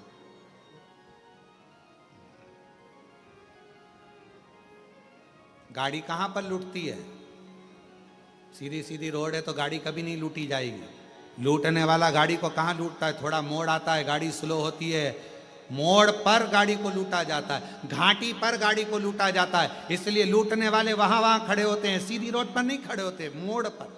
उसी तरह बचपन और जवानी के बीच में एक मोड़ आएगा, जिस मोड़ पर तुम्हारे को ना जाने ऐसे ऐसे मित्र मिलेंगे, ऐसे ऐसे दोस्त मिलेंगे जो तुम्हें गलत गलत जगह पर लेकर जाएंगे। उस मोड़ कई लोग मिलेंगे, हम तुम्हारे पैसे को 4 गुना कर देंगे, एक काम करो हमारी कंपनी में पैसा लगाओ। कोई कहेगा डब्बे में पैसा लगाओ, कोई कहेगा शेयर मार्केट में पैसा लगाओ, मैं तुम्हारे पैसे को 4 गुना कर दूंगा। उस मोड़ पर सावधानी रखना, पैसा आता है पर कैसे जाता है मालूम ही नहीं पड़ पाता। इसलिए किसी पर भरोसा ना करते हुए, आजकल ये ऑनलाइन ठगी हो रही है, ऑनलाइन ठगी हो रही है। ओटीपी आएगा, बताओगे, पैसा चले जाएगा। जरा सा किसी ने फोन करके डरा दिया, मैं तुम्हें डरा रहा हूं, तुम्हारा लड़का यहां बंद है, वो बंद है, ऐसा हो गया। कोई तुम्हारे ऊपर मालूम पड़े केस लगाने का प्रयास करेगा, कोई तुम्हारे को डराने का प्रयास करेगा, कोई तुमसे धन लेने का प्रयास करेगा, दबाव बनाएगा धन लेने के लिए, संपदा लेने के लिए। डरना नहीं, डरोगे तो बढ़ नहीं पाओगे। डर व्यक्ति को आगे नहीं बढ़ने देता। इसलिए अपने ऊपर विश्वास कर कर, अपने पर फुल कॉन्फिडेंस कर कर, शिव को 1 लोटा जल चढ़ाकर, किसी के कहने में ना आकर, अपने माँ बाप का कहना मानकर, बुजुर्गों का कहना मानकर आगे बढ़ते चले जाओ और मेहनत करते चले। डरना नहीं। जो डर गया, डरना नहीं। क्यों डरे? फुल कॉन्फिडेंस के साथ, भगवत भजन के साथ, स्मरण के साथ, भक्ति के साथ आगे बढ़ो। आपने कोई गलत तो कृत्य नहीं किया, स्मरण करा। शिव के मंदिर जाओ तो छाती ठोक कर जाओ, मेरा बाप, मेरा बाबा। मित्र कहेंगे तू भी त्रिपुंड लगाने लगा, तू भी तिलक लगाने लगा, तू भी हाथ में कलेवा मानने लगा, तू भी शिव जी का नाम लेने लगा, तू भी गले में रुद्राक्ष पहनने लगा। छाती ठोक कर बोलो ये मेरा बाप है। फूल की माला जगत को पसंद आती है और रुद्राक्ष की माला जगदीश को पसंद आती है। फूल की माला जगत के लोगों को पसंद आएगी और रुद्राक्ष की माला जगदीश को पसंद आएगी।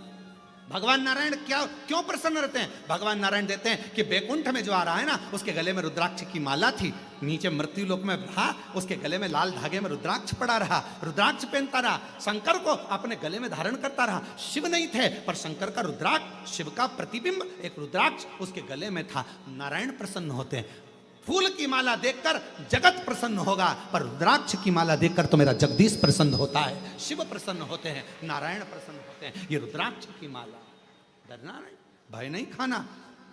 मोड़ आएगा, बचपन और जवानी के बीच में एक मोड़ आएगा, उसमें संभलना। अधेड़ी और जवानी के बीच में मोड़ आएगा, तुम्हारे पैसा आएगा, कमाओगे, मेहनत तुम करोगे, और मालूम पड़ा दूसरा आएगा, लाओ मैं वहां कर देता हूँ, लाओ मैं ऐसा कर देता हूँ, और मोड़ पर तुमने सावधानी नहीं रखी, मालूम पड़ा डूब जाएगा। फिर अधेड़ी और बुढ़ापे के बीच में एक मोड़ आएगा, बच्चे बड़े हो जाएंगे, बहुएं सब आ जाएंगी, तब एक मोड़ आएगा। आपस में बहू तुम्हारे स्वभाव से मेच नहीं खाएगी, सास तुम्हारे स्वभाव से मेच नहीं खाएगी। दुनिया में कौन है जो किसी के स्वभाव से मेच खाता है?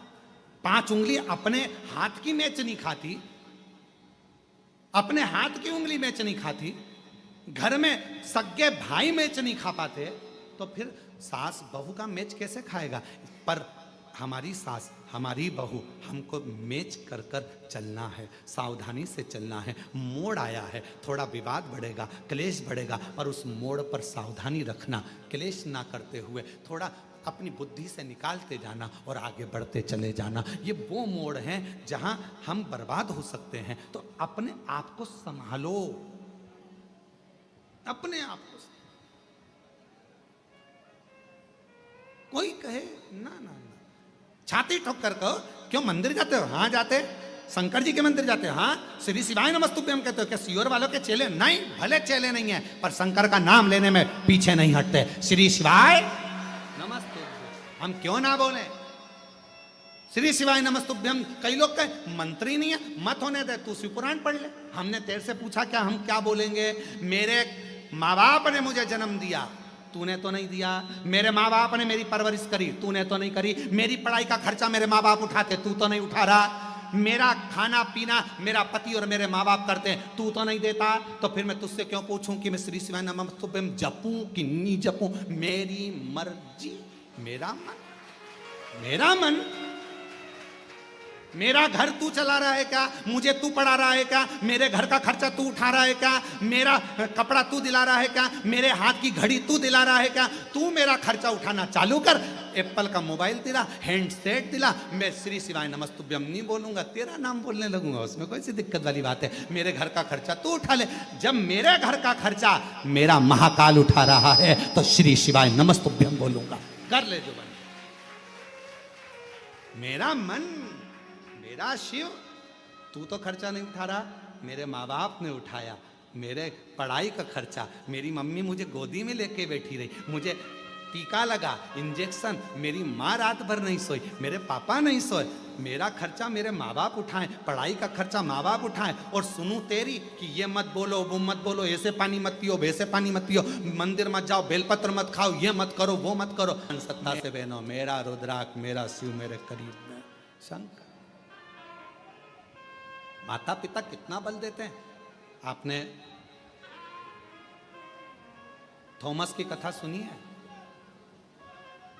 थॉमस की कथा सुनी आपने? थॉमस की, एक बालक था थॉमस, स्कूल में पढ़ता था, छोटा सा था। स्कूल के टीचर ने उसको बुलाया, एक पत्र पकड़ा कर दे दिया कि ये तुम्हारे घर पर दे देना माँ बाप को। थॉमस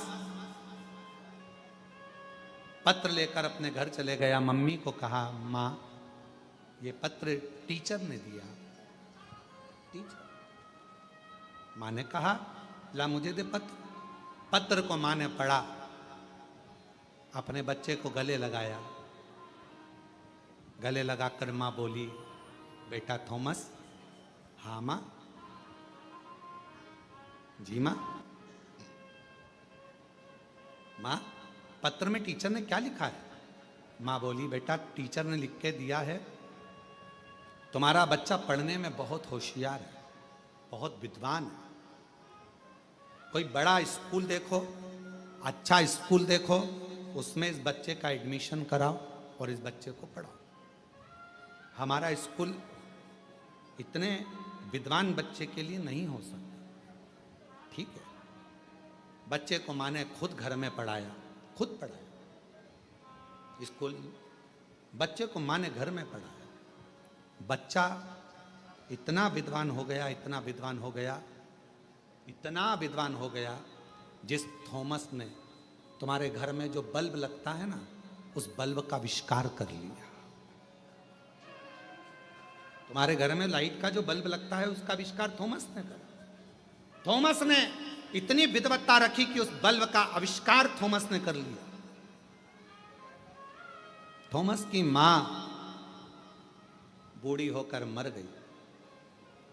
एक दिन बेटे ने अपनी मां की अलमारी खोली। अलमारी में वो स्कूल के समय का पत्र निकला। पत्र को बच्चे ने पढ़ा तो उस पत्र में लिखा था कि तुम्हारा बच्चा मंद बुद्धि है। ये बच्चा मंद बुद्धि है, हमारे इतने अच्छे स्कूल में इस बच्चे को हम नहीं रख सकते। ये मूर्ख है, मंद बुद्धि है, इसमें दिमाग नहीं है। इस बच्चे को किसी पागल खाने में डाल दीजिए, हमने हमारे स्कूल से इस बच्चे को निकाल दिया।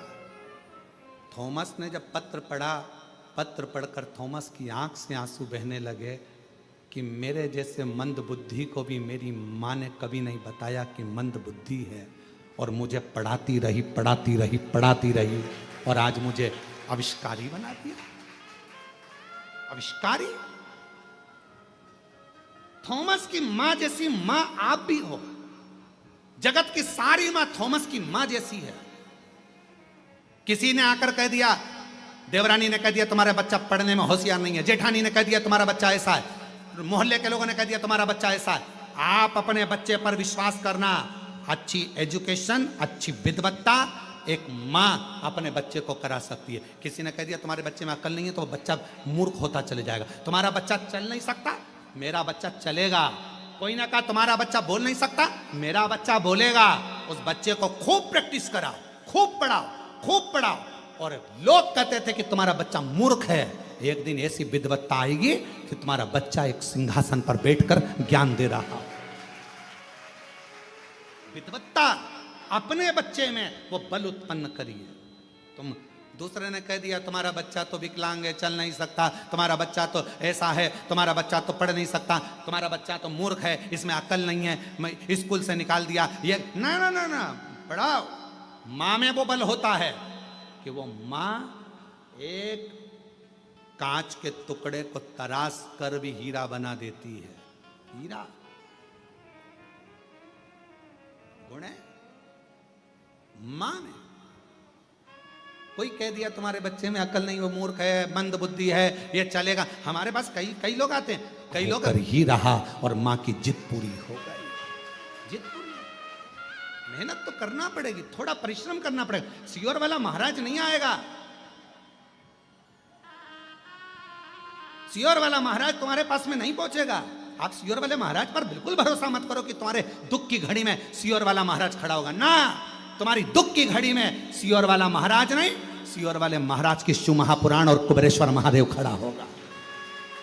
सियोर वाला महाराज नहीं आएगा, शंकर आएगा, शिव आएगा। जो कथा तुमने सुनी है, जो तुम्हारे दिल में बैठी है, विश्वास कर कर। थॉमस की मां ने पत्र पढ़ा, पत्र में लिखा था ये बच्चा मूर्ख है, ये मानसिक विकलांग है, इस बच्चे को हमने निकाल दिया। माँ ने पत्र को उठाकर पेटी में डाल दिया। माँ बच्चे थॉमस को पढ़ाने लगी। इतना पढ़ाया कि उस थॉमस ने बल्ब का आविष्कार कर लिया। इतना पढ़ा। तुम में बल है, कोई दूसरा नहीं करेगा। हमने उन महाराज जी ने हमारी पत्रिका देख ली, कह दिया इसके तो भाग्य में कुछ नहीं लिखा, तो तुमने मान लिया भाग्य में नहीं लिखा। किसी ने कह दिया तुम्हारा घर की सीढ़ी बेकार है, तुमने मान लिया सीढ़ी बेकार है। किसी ने कह दिया तुम्हारे हाथ की रेखा बेकार है, तुमने मान लिया हाथ की रेखा बेकार है। हाथ की रेखा बदलने का बल भी तुम्हारे हाथ में है, भाग्य की रेखा बदलने का बल भी तुम्हारे हाथ में है। तुम शंकर पर एक लोटा जल चढ़ाकर मेहनत करना चालू करो, अच्छा अच्छा भाग्य पलट जाता है। अच्छा अच्छा ढेर मिलेंगे भाग्य बताने वाले। पहले तो मेले में भी भाग्य बताने वाले बहुत आते थे। बोलो बोलो, सही है कि गलत है? हमारे यहाँ गणेश जी का मेला भराता था, वहां पर भी भाग्य बताने के लिए गधा आता था। कायरे रविंद्र, सही है कि गलत है? हमारे यहाँ गणेश जी का मेला भराता था, उसमें भाग्य बताने के लिए गधा आता था। चारों तरफ लोग खड़े होते थे, गधा घूमता था बीच में, वो गधा भी भाग्य बता देता था। तो भाग्य बताने वाले तो ढेर मिलेंगे, पर भाग्य बताने वाला नहीं, भाग्य पलटने वाला चाहिए तो समझ में आता।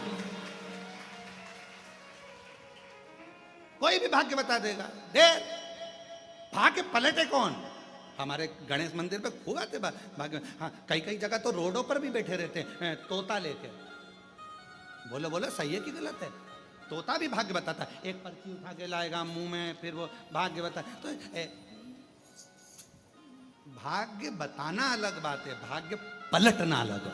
और भाग्य पलटने का बल किसी में नहीं है, केवल आपकी मेहनत में, आपके परिश्रम में और शिव जी के एक लोटे जल में भाग्य पलटने का बल है। भाग्य पलटने का बल केवल शंकर के एक लोटा जल में है। एक लोटा जल। आप शिव पर आश्रित होकर तारका सुर के मारने के लिए षडानंद कार्तिक प्रकट हुए। कार्तिक 6 मुख हैं, 6 मुख। कितना सुंदर कहा है। सबको धन चाहिए, कहीं से भी आए, और कहीं का ऐसा महाराज मिल जाए जो नीचे से गड़ा हुआ निकाल दे, तो वो महाराज सबसे अच्छा। भाई मेरे, बीमारी आई है, डॉक्टर के पास जरूर जाइए। रोग आया है, डॉक्टर के पास जाओ। शंकर का रूप है, महामृत्युंजय है, मृत्यु को हरने वाला डॉक्टर कहलाता है। जाओ, इलाज करवाओ, जांच बोले जांच कराओ, गोलियां दे, दवाइयां दे, कुंदकेश्वर महादेव का नाम लेकर खाओ। भटको ना, बिल्कुल ना भटकी, जाओ तो।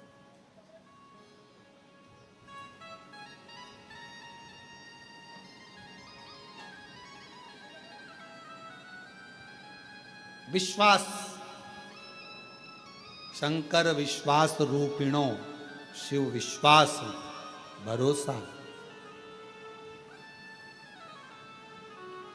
आया से शिव महापुराण की कथा कहती है, तारकासुर को मारने के लिए षडानंद कार्तिकेय जी को भगवान शिव ने भेज दिया। मां जगत जननी ने रोका, कार्तिकेय इधर आओ, अरे कार्तिकेय इधर आओ।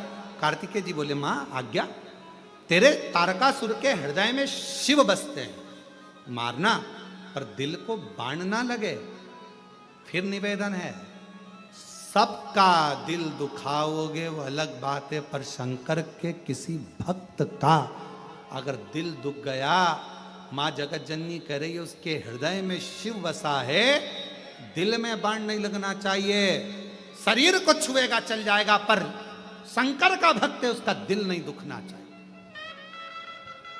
दिल ना, कोई शिव जी की आराधना करते हो, शंकर का भजन करते हो, शिव का स्मरण करते हो, शिव मंदिर जाते हो, भगवान शंकर की भक्ति में डूबते हो, भगवान शंकर। और आपसे निवेदन है, हरतालिका तीज 26 अगस्त की है। 26 तारीख को जब हरतालिका तीज के दिन फुलेरे का दर्शन करने जाओ, फुलेरे का 5 जगह पर, 5 जिनके घरों में हरतालिका तीज होती है वहां फुलेरा बनता है, वहां दर्शन करने के लिए जाओ। पति अगर कहे, लड़ाई नहीं करना, क्रोध नहीं करना, चिड़चिड़ प्रवृत्ति नहीं करना। कई कई घरों में मना कर देती, रात को कहां जाना, शाम को कहां जाना, मैं नहीं जा रहा तेरे साथ। लड़ना नहीं, लड़ना बाबा से हृदय से प्रेम से बोलो कि देखो मेरे को जाना है, पास में फुलेरा बंधा है, दर्शन करियो। फुलेरा बंधा, आप चलो मेरे साथ में, थोड़ी देर दर्शन करा के लिया। 5 ही जगह तो जाना, आप अंदर मत जाना, बाहर खड़े रहना, पर मुझे दर्शन करा दो। चलो ना, एक बार फुलेरे का दर्शन तो करा दो। बहुत। और मेरे जीजाओं, ओ मेरे जीजा जी, ओ जीजा जी, मेरे जीजाओं, तुम्हारी धर्म पत्नी अगर कोई व्रत करती है, उपास करती है, साधना करती है, शिव जी की पूजन करती है ना, वो अपने लिए नहीं करती मेरे जीजा जी, तुम्हारे लिए करती है, तुम्हारे लिए। ओ मेरे जीजा जी, घर की तुम्हारी धर्म पत्नी मेरी जीजी अगर कोई व्रत कर रही है, साधना कर रही है, तपस्या कर रही है, उपास कर रही है, फुलेरा का दर्शन भी कर रही है ना मेरी जीजी, मेरे जीजा जी, मेरी जीजी अपने लिए नहीं कर रही है, मेरे बच्चे अच्छे रहें, उनकी झोली भरा जाए, जो मांगते हैं उनकी नौकरी लग जाए, अच्छे हो जाए, उसके लिए, वो अपने लिए नहीं कर रही। सपोर्ट करो उसको। तुम्हारी पत्नी अगर शिव जी की आराधना करी तो उसको सपोर्ट करो, कर। ना जाने तेरी पूजन कब काम आ जाए, मालूम पड़े। कई लोग कई पतराते, गाड़ी से जा रहे थे, एक्सीडेंट हो गया, गाड़ी 4 चक्के हो गई। अभी बीच में एक पत्र पड़ा था हैदराबाद में, गाड़ी 4-6 बार घूम गई, 11 की 11 लोग बच गए। किसने बचाया? तेरी वो धर्म पत्नी अंदर बैठी थी जो 1 लोटा जल चढ़ाती थी, सबकी रक्षा कर कर लेकर चली गई, सबकी रक्षा। यमराज सावित्री के पति को, सत्यवान को लेकर जा रहे हैं। मां सावित्री के पति को, सत्यवान को यमराज लेकर जाते हुए, और सावित्री ने उसी समय पर अपनी साड़ी का पल्लू का थोड़ा सा चीर।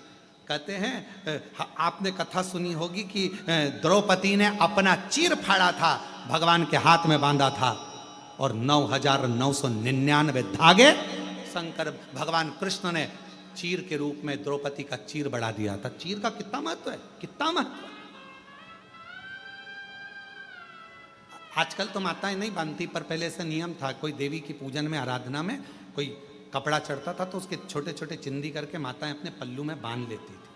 आप लोगों ने देखा कि नहीं देखा हमको नहीं मालूम, पर उस चीर का महत्व होता था। पहले के समय में ऐसा था, आजकल तो नहीं है। शुभ शकुन में कोई माता की पूजन है, कोई सुहागिल है, कोई कार्य है, तो उसमें अपने कपड़े में वो चीर छोटा सा बांध लेती, धागा बांध लेती। क्यों क्यों, कहां से आया नियम? द्रौपदी ने अपना चीर फाड़ा, और द्रौपदी ने चीर फाड़ कर भगवान कृष्ण के हाथ में बांधा, तो 9,999 धागे, भगवान ने 9,999 वस्त्र दे दिए। सावित्री का पति, माता सावित्री के पति सत्यवान के प्राण चले गए, यमराज लेकर जा रहे हैं। सावित्री उनके पीछे जाती तो सावित्री को लगा मेरे पति का शव पड़ा है, कोई जीव आ जाएगा, पशु आ जाएगा, पक्षी आ जाएगा, मेरे पति को नोच नोच कर खा जाएगा। अगर मैं यमराज के पीछे चली गई, मेरे पति के इस शरीर को बचाएगा कौन? प्राण लेकर भी आ गई तो शरीर तो अच्छा रहे, तो प्राण काम के, शरीर ही नहीं रहेगा तो प्राण किस काम के? क्या करा जाए? सावित्री ने अपने साड़ी के पल्लू में से चीर फाड़ा, पति के ऊपर वो चीर डालकर चली गई। वो चीर नहीं था, सावित्री का कवच पति की बॉडी पर पड़ा हुआ था। सावित्री का कवच पति की बॉडी पर पड़ा हुआ था, चीर नहीं था। सावित्री यमराज के पीछे, सत्यवान नीचे। यमराज ने कहा सावित्री को, जाओ जाओ नीचे, पति का अंतिम संस्कार करो, तुम्हारा पति का शरीर कोई जीव जंतु खा जाएगा। पढ़िएगा जरा कथा को, पढ़िएगा सावित्री की कथा को पढ़ना कि यमराज क्या क्या बोलता है। तुम्हारे पति को पशु पक्षी खा जाएगा, कोई जीव जंतु खा जाएगा, कोई पक्षी खा जाएगा, जल्दी से जाकर उसका अंतिम संस्कार करो। सावित्री हंसते हुए बोलती है, ए यमराज, तुम कहते हो कि मेरे पति का शरीर पशु पक्षी खा जाएगा? दम चाहिए, उस पर एक पतिव्रता नारी का चीर का टुकड़ा पड़ा हुआ है, खा नहीं सकता, इतना बल है, इतना बल। कितना बल है ये साड़ी के पल्लू में, कितना बल, कितना कितना।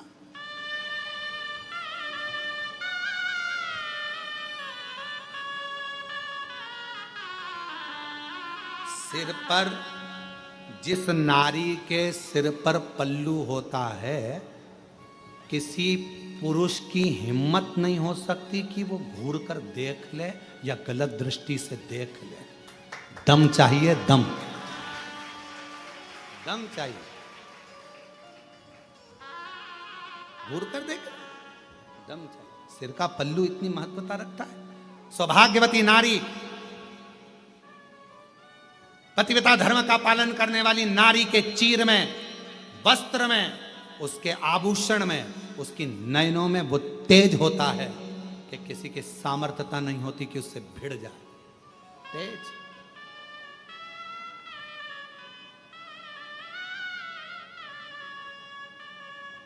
द्रौपदी ने चीर बांधा था, वो भी काम आया था। सावित्री ने चीर पति के ऊपर डालकर चली गई यमराज के पीछे। हे यमराज, छोड़ मेरे पति को। यमराज कहता है उसका अंतिम संस्कार कर दे, वो कोई खा जाएगा, पशु पक्षी खा जाएगा, बेकार हो जाएगा, जा। सावित्री कहती है कुछ नहीं होने वाला, कुछ भी नहीं, कवच देकर आई हूं, कवच।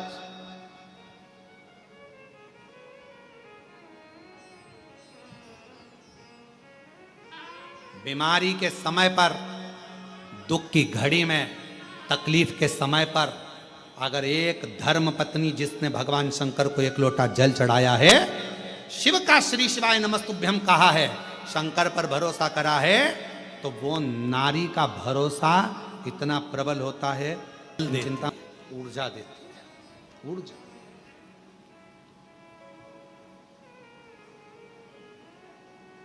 हमें सूरत की कथा याद आ गई। सूरत में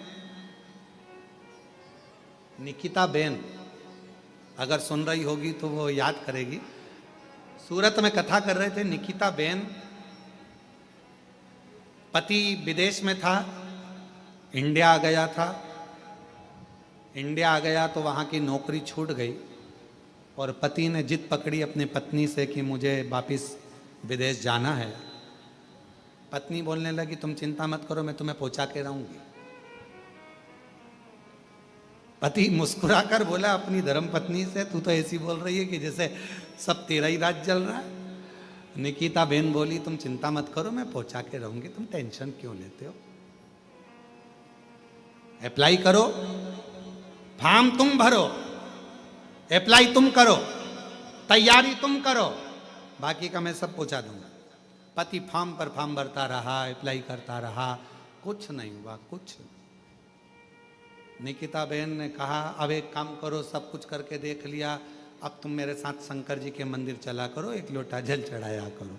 पति कहने लगे मुझे पहले ही मालूम था कि कुछ होने वाला नहीं। पत्नी कहने लगी चलो तो सही। पति को ले जाने लगी मंदिर। 6 महीने भी नहीं निकले, 4 महीना 22 दिन निकला था और जो फॉर्म उसने 1 साल पहले भरा था उस फॉर्म का जवाब आज आया और कहा आप आ जाइए और आपकी ज्वाइनिंग ले लीजिए आज। पत्नी कहने लगी देखा, फाइल जब कोई नहीं निपटाता तो महादेव निपटाता, उसके पास छोड़ो, उसके यहाँ झाड़ू लगाओ, पोछा लगाओ। अपने यहाँ कोई झाड़ू पोछा लगाता है तो अपना मन कर जाता है इसको समोसा दे दें खाने के लिए। बोलो बोलो सही है कि गलत है। अपने यहाँ कोई झाड़ू पोछा लगाता है तो अपन कहते बेचारा इतना काम कर रहा है रे। शादी में अपने यहाँ कोई काम करता है, कोई रिश्तेदार काम करता है तो मन में आ जाता है कितना काम कर रहा है, जाएगा ना जब मैं इसको कपड़े दिला दूंगी एक जोड़, कितना काम कर रहा है बेचारा, इतना लगा। अपने यहाँ कोई काम करता है तो अपन उसको कपड़ा देते, अपने यहाँ काम करता है तनख्वाह देते। तो तुम शंकर जी के मंदिर में जाकर झाड़ू पोछा करोगे तो तनख्वाह ना देगा, वो भी तो तनख्वाह देगा, वो भी तो कुछ देगा। बस लगे रहो, चलो हमारे साथ। नहीं हो रहा ना काम, मेहनत करो, परिश्रम करो, संघर्ष करो और शिव जी के मंदिर में झाड़ू पोछा करो। चलो लगाओ झाड़ू, शर्म आएगी यार।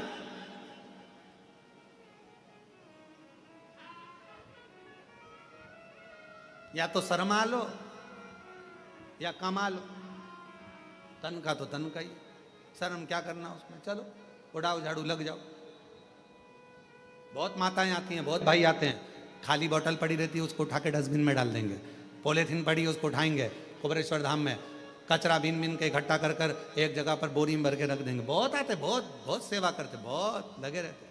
कोई भोजनशाला में लगा झाड़ू लगा रहा है, कोई भोजनशाला में खड़ा अपनी व्यवस्था कर रहा है। यहाँ व्यवस्था करने में ज़्यादा लोग नहीं, आप लोग खुद करते हो व्यवस्था। भोजनशाला की लाइन कोई लगा रहा है, कोई खड़ा हो गया तो बिठाने के लिए कोई आपके बीच में से ही खड़ा हो गया, चलो बैठ जाओ, हम बिठा रहे हैं ना, तो तुम क्या कार्यकर्ता हो? भले नहीं है, हम शंकर जी के बेटे हैं, तुम बैठो। हमारे बाप के घर में आए हो ना, बैठो नीचे, बैठो बैठो नीचे। कोई नहीं करेगा, तुम्हें खुद करना है, कोई नहीं करने वाला। अपना खुद को देखना है, कोई नहीं देखने वाला।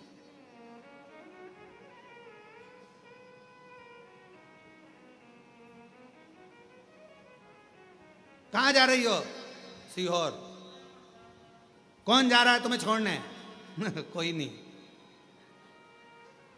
सब आखिरी में जाएंगे छोड़ने, मेरे साथ कोई नहीं जा रहा। क्या करेगी? मांग के लाऊंगी बहुत सारा। अच्छा, कोई पहचान वाला रहता है सीहोर में, उसके घर तो कभी नहीं जाऊंगी। जो पहचान वाला रहता है उसके घर कभी नहीं जाऊंगी। कुबेरेश्वर धाम का नियम है, स्टेशन पे उतरो, ऑटो में बैठो, 30 रुपये 40 रुपये जो भी लगता है, 50 रुपये जो भी लगता है, सीधे अपने बाप के घर, बाबा के घर। बाबा के घर से निकले सीधे स्टेशन। हमारे बाप ने क्या दिया, किसी को बताएं काय को जाते जाते? अरे मैं यहाँ ले चलता हूँ, बहुत अच्छी जगह, बहुत बढ़िया, घुमा के लाता हूँ। नहीं नहीं, हमें जाना ही नहीं, हमें तो हमारे बाप के घर जाना, हमें तो कुबेरेश्वर धाम जाना नहीं, जाना हमें कहीं पे नहीं जाना, तो नहीं जाना।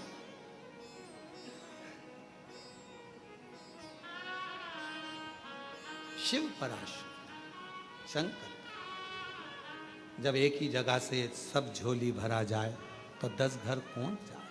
कौन किसके आ जाए? क्यों भटके हम? और आकर मन में था कि गीता जी के अध्यायों का पाठ यहाँ रहकर रोज करूं और बाबा को सुनाऊं, तो यहाँ रहना हुआ। कब जाओगी? तो कहा 23 तारीख को हमारा भतीजा भतीजी पोता पोती जो भी हैं नाती पंती लेने आएंगे और हम चले जाएं। आज उनके बच्चे आए भी हैं शायद कोई लेने के लिए उनको। आप साथ में बैठो बैठो बैठो बैठो। तो अब मैं कहूं कि माँ आपने जो पाठ किया, यहां बैठकर कोई श्री शिवाय नमस्तुभ्यम का जाप करता है, बैठो माँ बैठ जाओ बैठ जाओ। कोई श्री शिवाय नमस्तुभ्यम का जाप करता है, कोई कंकर शंकर की पूजन करता है, कोई आराधना करता है, कोई पाठ करता है, तो दुनिया के लोगों को ये ना लगे माँ आपने पाठ किया वो केवल आपके अकेले के लिए नहीं है। जैसे सूतक पूरे परिवार को लगती है, घर में बच्चा हो तो सावड़ पूरे परिवार को लगती है, उसी तरह हमारे द्वारा किया गया भजन पुण्य भी पूरे परिवार को लगता है, पूरे परिवार। जब भगवान को जल चढ़ाती है, शिव जी के मंदिर में जाकर भगवान शंकर को जल अर्पित करती है, चढ़ाती है, तो वह अपने मायके के भी 71 पीढ़ी को पार कर देती है और ससुराल की भी 71 पीढ़ी को पार कर देती है। एक पुरुष जब भगवान शिव को जल चढ़ाता है, एक पुरुष जब भगवान शंकर को जल चढ़ाता है, तो वो भी अपने दादा परदादाओं की पीढ़ियों को पार करता है। और पुरुष जब जल चढ़ाता है तो घर में जितने पितृ हैं, जितने हमारे कुल देवता, जितने हमारी कुल देवियां, जितने हमारे पूर्वज पूर्व में चले गए और पूरी 71 पीढ़ी में कोई कोई जीव चला गया, उन सभी को जब पुरुष शिव जी को जल चढ़ाता है तो उन जीवों को भी वो जल मिल जाता है, उनका तर्पण हो जाता है, उनकी तिलांजलि, उनको वो जल का भाग मिल गया।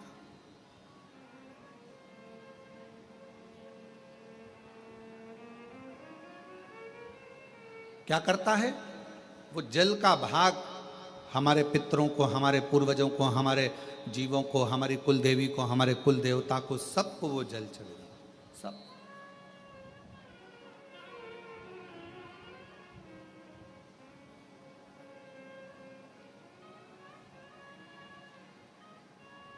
कोई पूछे कि क्यों गुरुजी शिवजी कैसे दिखते हैं? हमने सुना है कर्पूर गौरम करुणावतारम संसार सारम भुजगेंद्र हारम। हमने सुना है कि शिव का स्वरूप ही है, हमने सुना है शिव का स्वरूप ऐसा। क्यों गुरुजी? शिव कैसे दिखते हैं, शंकर कैसे नजर आते हैं? कोई तुमसे पूछे तो कह देना, कोई जो तुमसे प्रश्न करे कि शिव कैसे लगते हैं तो कह देना बिल्कुल तेरे जैसे लगते हैं, बिल्कुल।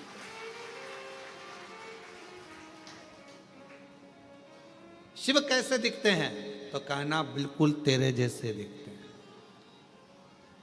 बिल्कुल तेरे जैसे।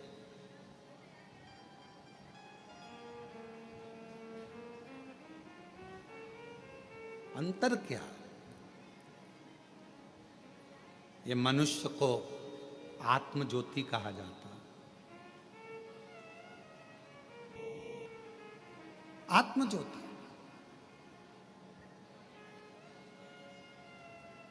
ये मनुष्य को भी आत्मलिंग कहा जाता है, आत्म ज्योति कहा जाता है। और 12 ज्योतिर्लिंग भी विराजमान है तो वो ज्योति का ही प्रतीक है। संपूर्ण ब्रह्मांड, कण कण, वायु, आकाश, अग्नि, जल, ये जितना भी नजर आता है क्या है? आप शिव महापुराण की कथा को, गीता प्रेस गोरखपुर की शिव पुराण को लेकर आओ, विद्येश्वर संहिता को पढ़ो, उसमें आपको मिलेगा।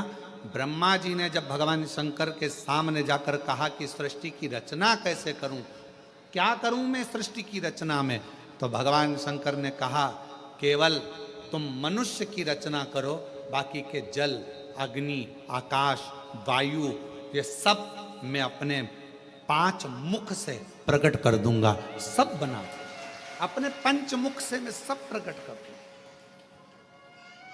आकाश उसका, पृथ्वी उसकी, सारा ब्रह्मांड रचेता मेरा शिव है। तो किसी ने पूछा क्या अग्नि में भी शिव है? वायु में शिव है? जल में शिव, हाँ। आकाश में शिव, हाँ।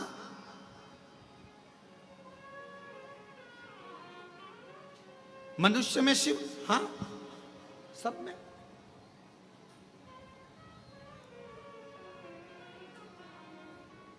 अभी यहां पर जन्माष्टमी पर इस गुब्बारे में क्या भरा है? जम के बोलो। हवा।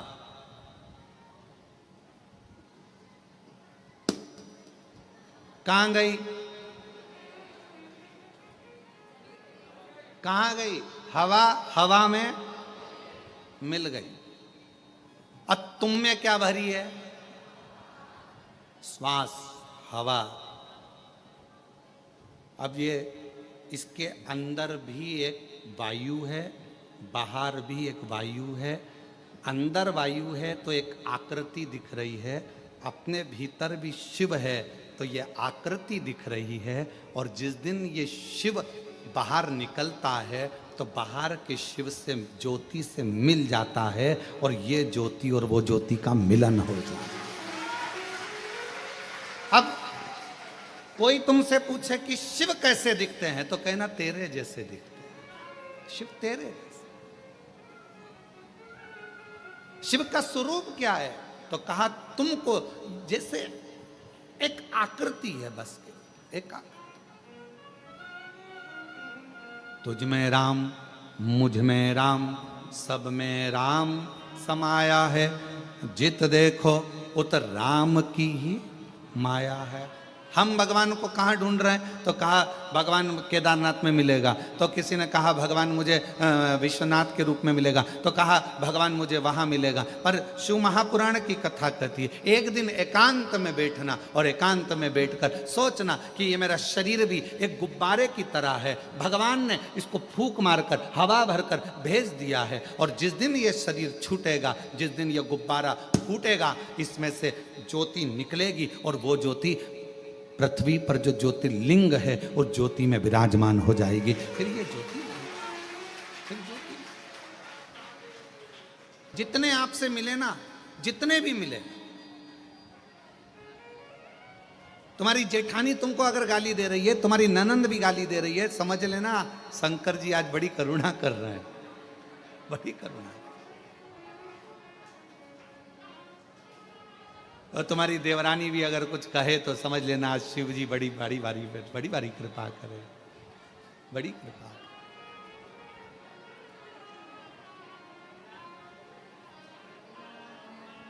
उसको कहां ढूंढ रहे हो तो कहां, उसको सब में ढूंढ लिया, सब में, हर जगह पर ढूंढा उसे। क्यों? 12 ज्योतिर्लिंग के मध्य में यह कंकर शंकर की भूमि कुबरेश्वर धाम है। यहां क्या होता है तो कहा जैसे हर एक में हमने शंकर को ढूंढा। ऊपर का मंदिर बंद है, अभी भगवान नहीं बैठे हैं। वहां का मंदिर बंद है, अभी भगवान नहीं बैठे हैं। अंदर के शिवलिंग के दर्शन हम करने नहीं देते। कंकर शंकर की पूजन हो रही है। क्या करा कुबेरेश्वर धाम पर जाकर? कई लोगों के मन में आता है वहां तो भगवान ही नहीं है, वहां तो भगवान बैठे नहीं है, प्राण प्रतिष्ठा भी है नहीं। कई लोगों के मन में आता है कि भगवान, तो वहां हम क्या करते हैं तो कहा सीहोर जाकर कुबेरेश्वर धाम पर हम क्या करते हैं तो कहा ढूंढना प्रारंभ कर दे। वहां हम क्या कर रहे हैं तो कहा हम शिव को ढूंढ रहे हैं, हम शंकर को। मानो तो मैं गंगा मां हूं, ना मानो तो बहता पानी। आप मानोगे तो शंकर, नहीं ना मानो तो कंकर। आप क्यों?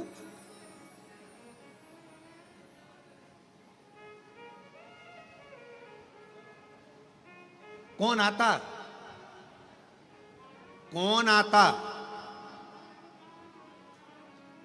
वृंदावन सब जाते, अवंतिकापुरी सब जाते, काशी सब जाते, 4 धाम सब जाते, पर अलग से रिजर्वेशन कराकर, अलग से टिकट लेकर कौन कुबेरेश्वर धाम आता? कौन सीहोर आता? अगर मेरा बाबा तुम्हारी झोली भर कर ना भेजता तो दरबार ही खाली पड़ा रहता। वो भरता है तो तुम आते हो। 3 है, ध्यान देना और बहुत सावधानी से सुनना। जो मददगार होगा ना, जो वफादार होगा ना, आज के लोगों को वफादार और मददगार अच्छे नहीं लगते। आज के लोगों को चापलूस और दोगले बहुत अच्छे लगते हैं, जो एक ना एक दिन तुम्हारे साथ दोगलाई कर कर अच्छे नहीं लगते।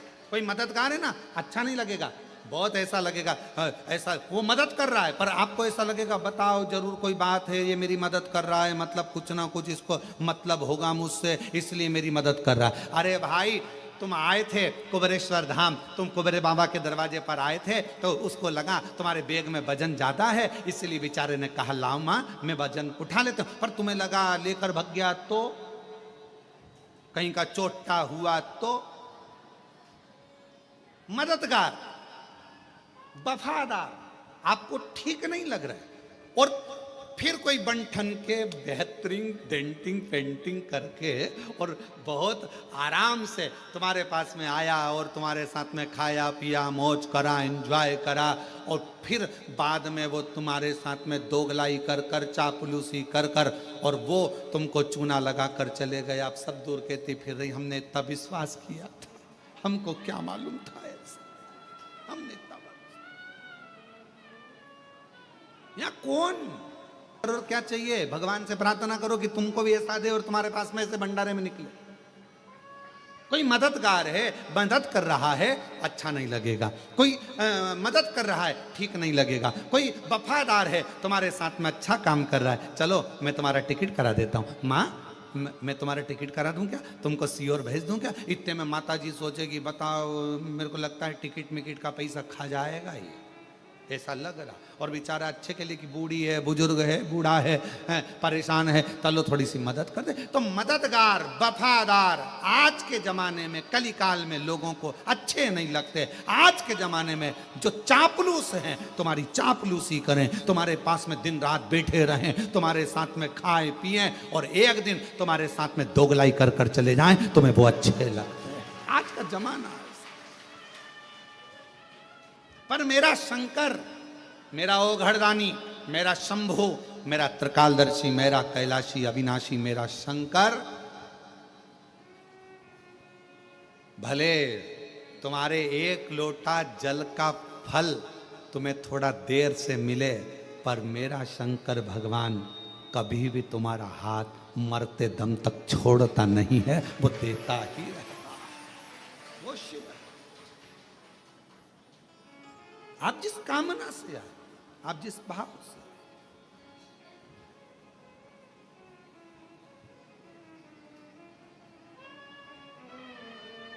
मिलेंगे, बहुत मिलेंगे। संसार सागर है, आपको बहुत सारे लोग मिलेंगे, बहुत सारे।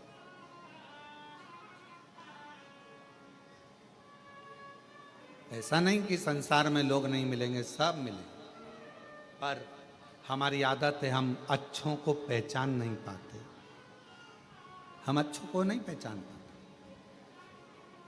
केवल आपके साथ में ये नहीं हुआ है, ये माता यशोदा जी के साथ भी हुआ है। अच्छों को नहीं पहचान पाते, केवल आपके साथ नहीं, माता यशोदा जी के साथ भी ऐसा ही हुआ। यशोदा जी के दरवाजे पर तृणावत आया, यशोदा जी ने कोई शंका नहीं करी।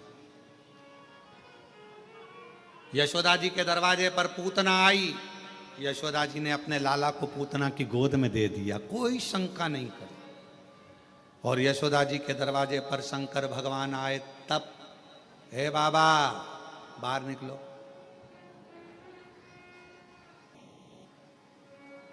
बोलो सही है कि गलत है, चलो यहां से जाओ। तृणावत आया, यशोदा जी के कोई चिंता नहीं, कोई टेंशन नहीं। पूतना आई, अरे मेरी बहन है, ये तो बहुत अच्छी है, और कहती बहुत सुंदर रूप रख के आई थी पूतना, और कहा मैं लाला के बधाई लेने आई हूँ, यशोदा मुझे बधाई दो। यशोदा जी ने अपने लाला को पूतना की गोद में दे दिया, बहन तू इसको संभालना, मैं अभी बधाई लेकर आती हूँ। और गई वो बधाई लेने के लिए, इतने में तो पूतना ने विष पिलाना चालू कर दिया। परख नहीं पाई माता यशोदा जी। संसार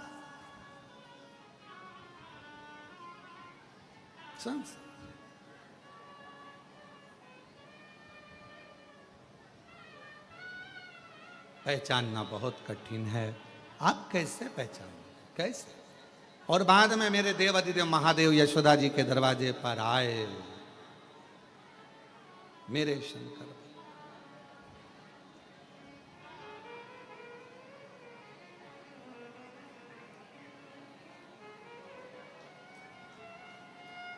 आवाज लगाई,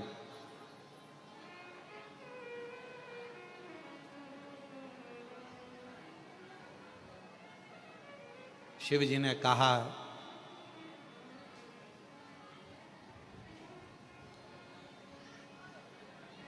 मैया लाला का दर्शन करा दो, मैया लाला का दर्शन करा दो। इतने में यशोदा जी ऊपर खड़ी छज्जे में से और हाथ हिलाकर बोली, नहीं लाऊंगी। पूतना आई थी,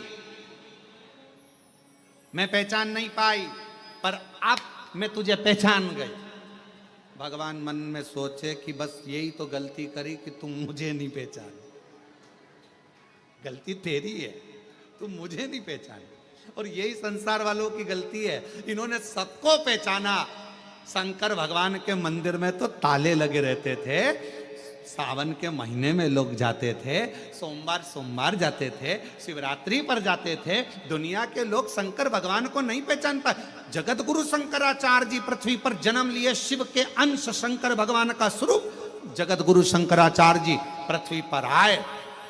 और आज भी भारत की भूमि के 4 जगत गुरु शंकराचार्य जी आज भी आपको और हमको जगाने के लिए जगत गुरु शंकराचार्य जी 4 पीठ पर विराजमान है आज भी, और वो जगा रहे हैं।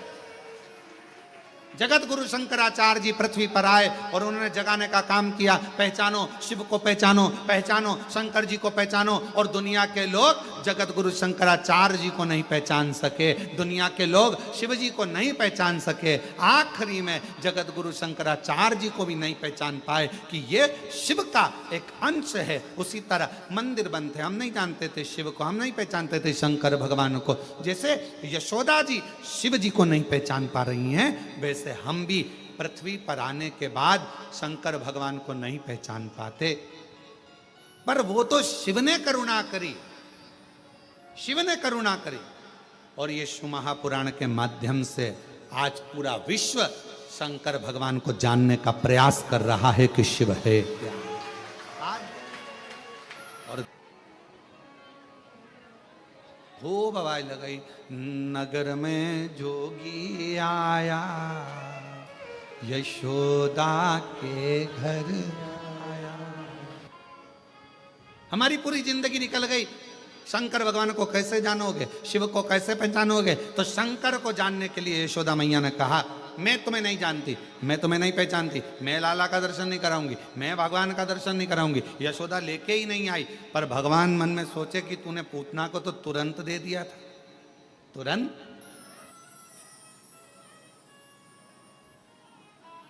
पार्वती जी ऊपर बैठे बैठे खूब हंस रही, खूब ठाका लगा लगा के हंस रही। शंकर भगवान ने जो देखा पार्वती जी को, पार्वती जी मुस्कुरा रही, हंस रही, शिव जी का हृदय जल रहा। बताओ, मैं दर्शन, मैं तो ऊपर के गए आया था, शिव जी ने ऊपर कहा था पार्वती जी को, पार्वती जी ने कहा था मत जाओ, दर्शन वर्शन नहीं मिलेंगे। पर भगवान शंकर बोले, मैं शिव, जब पूतना की गोद में भगवान आ सकते हैं तो मेरी भी गोद में आ जाएंगे। पार्वती जी जानती थी कुछ नहीं मिलने वाला, जाओ जाओ। और पहुंच गए। अब नीचे जाने के बाद मिले क्या? अब पार्वती जी हंस रही हैं। शंकर भगवान भी मन में सोच लिए, आऊंगा नहीं जब तक के गोदी में लाला नहीं आएगा, आऊंगा, आने वाला मत। यमुना जी के घाट पर भगवान शंकर बैठ गए। बस क्या बात है, भूख लगी है? शंकर भगवान बोले, नहीं। पानी पियोगे? हाँ।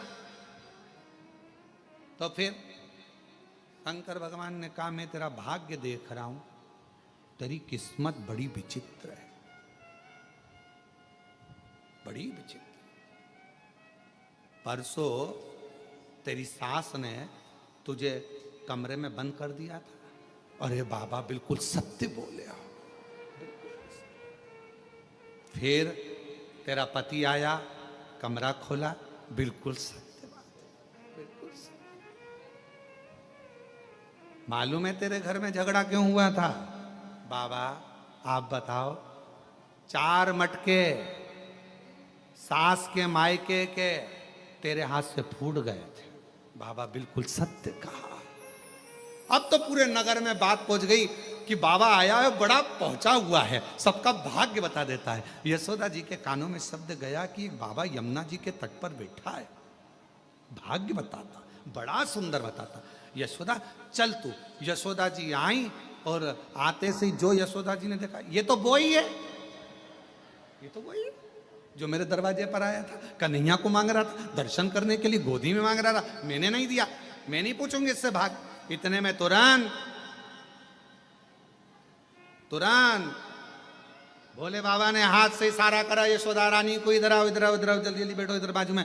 अरे तुम्हारे बेटे के ऊपर काल मंडरा रहा, काल, इसलिए निवेदन है कल तेरे दरवाजे पर आऊंगा, तेरे बेटे को देखूंगा, मुझे गोदी में देना, अपनी भस्म झड़ा दूंगा, तेरे बेटे का काल चले जाएगा। अब तो यशोदा जी बोली कल टाइम पे आ जाना बाबा, टाइम पे आ जाना, बिल्कुल मैं इंतजार करूंगी। अब तो यशोदा जी जो सुनकर गई, इतने में भगवान शंकर ने डमरू बजाया, पार्वती जी ऊपर से देख के चिंता में पड़ गई, इनको तो दर्शन मिल गए। पार्वती जी ने सोचा जाओ तो सही, पहले तुम जाओ फिर देखती हूँ। और इतने में बाबा तो सुबह तैयार होकर चले और माँ पार्वती जी ने बड़ी सी बिंदी लगाकर, एक बूढ़ी का रूप रखकर, होठों पे लाली, सुंदर सा गजरा, हाथ में चूड़ा, पांव पे जनिया, कमर कर धनिया, सुंदर लहंगा और चुंदड़ी ओढ़कर यशोदा जी डंडा टेकती टेकती यशोदा जी के पास में एक बूढ़ी का रूप रखकर पार्वती जी आ गई। मां पार्वती जी, मां अंबा जगदम्बा माता पार्वती जी बड़ा सुंदर रूप रखकर आई। आवाज लगाई दरवाजे पे डंडे से, यशोदा यशोदा यशोदा यशोदा।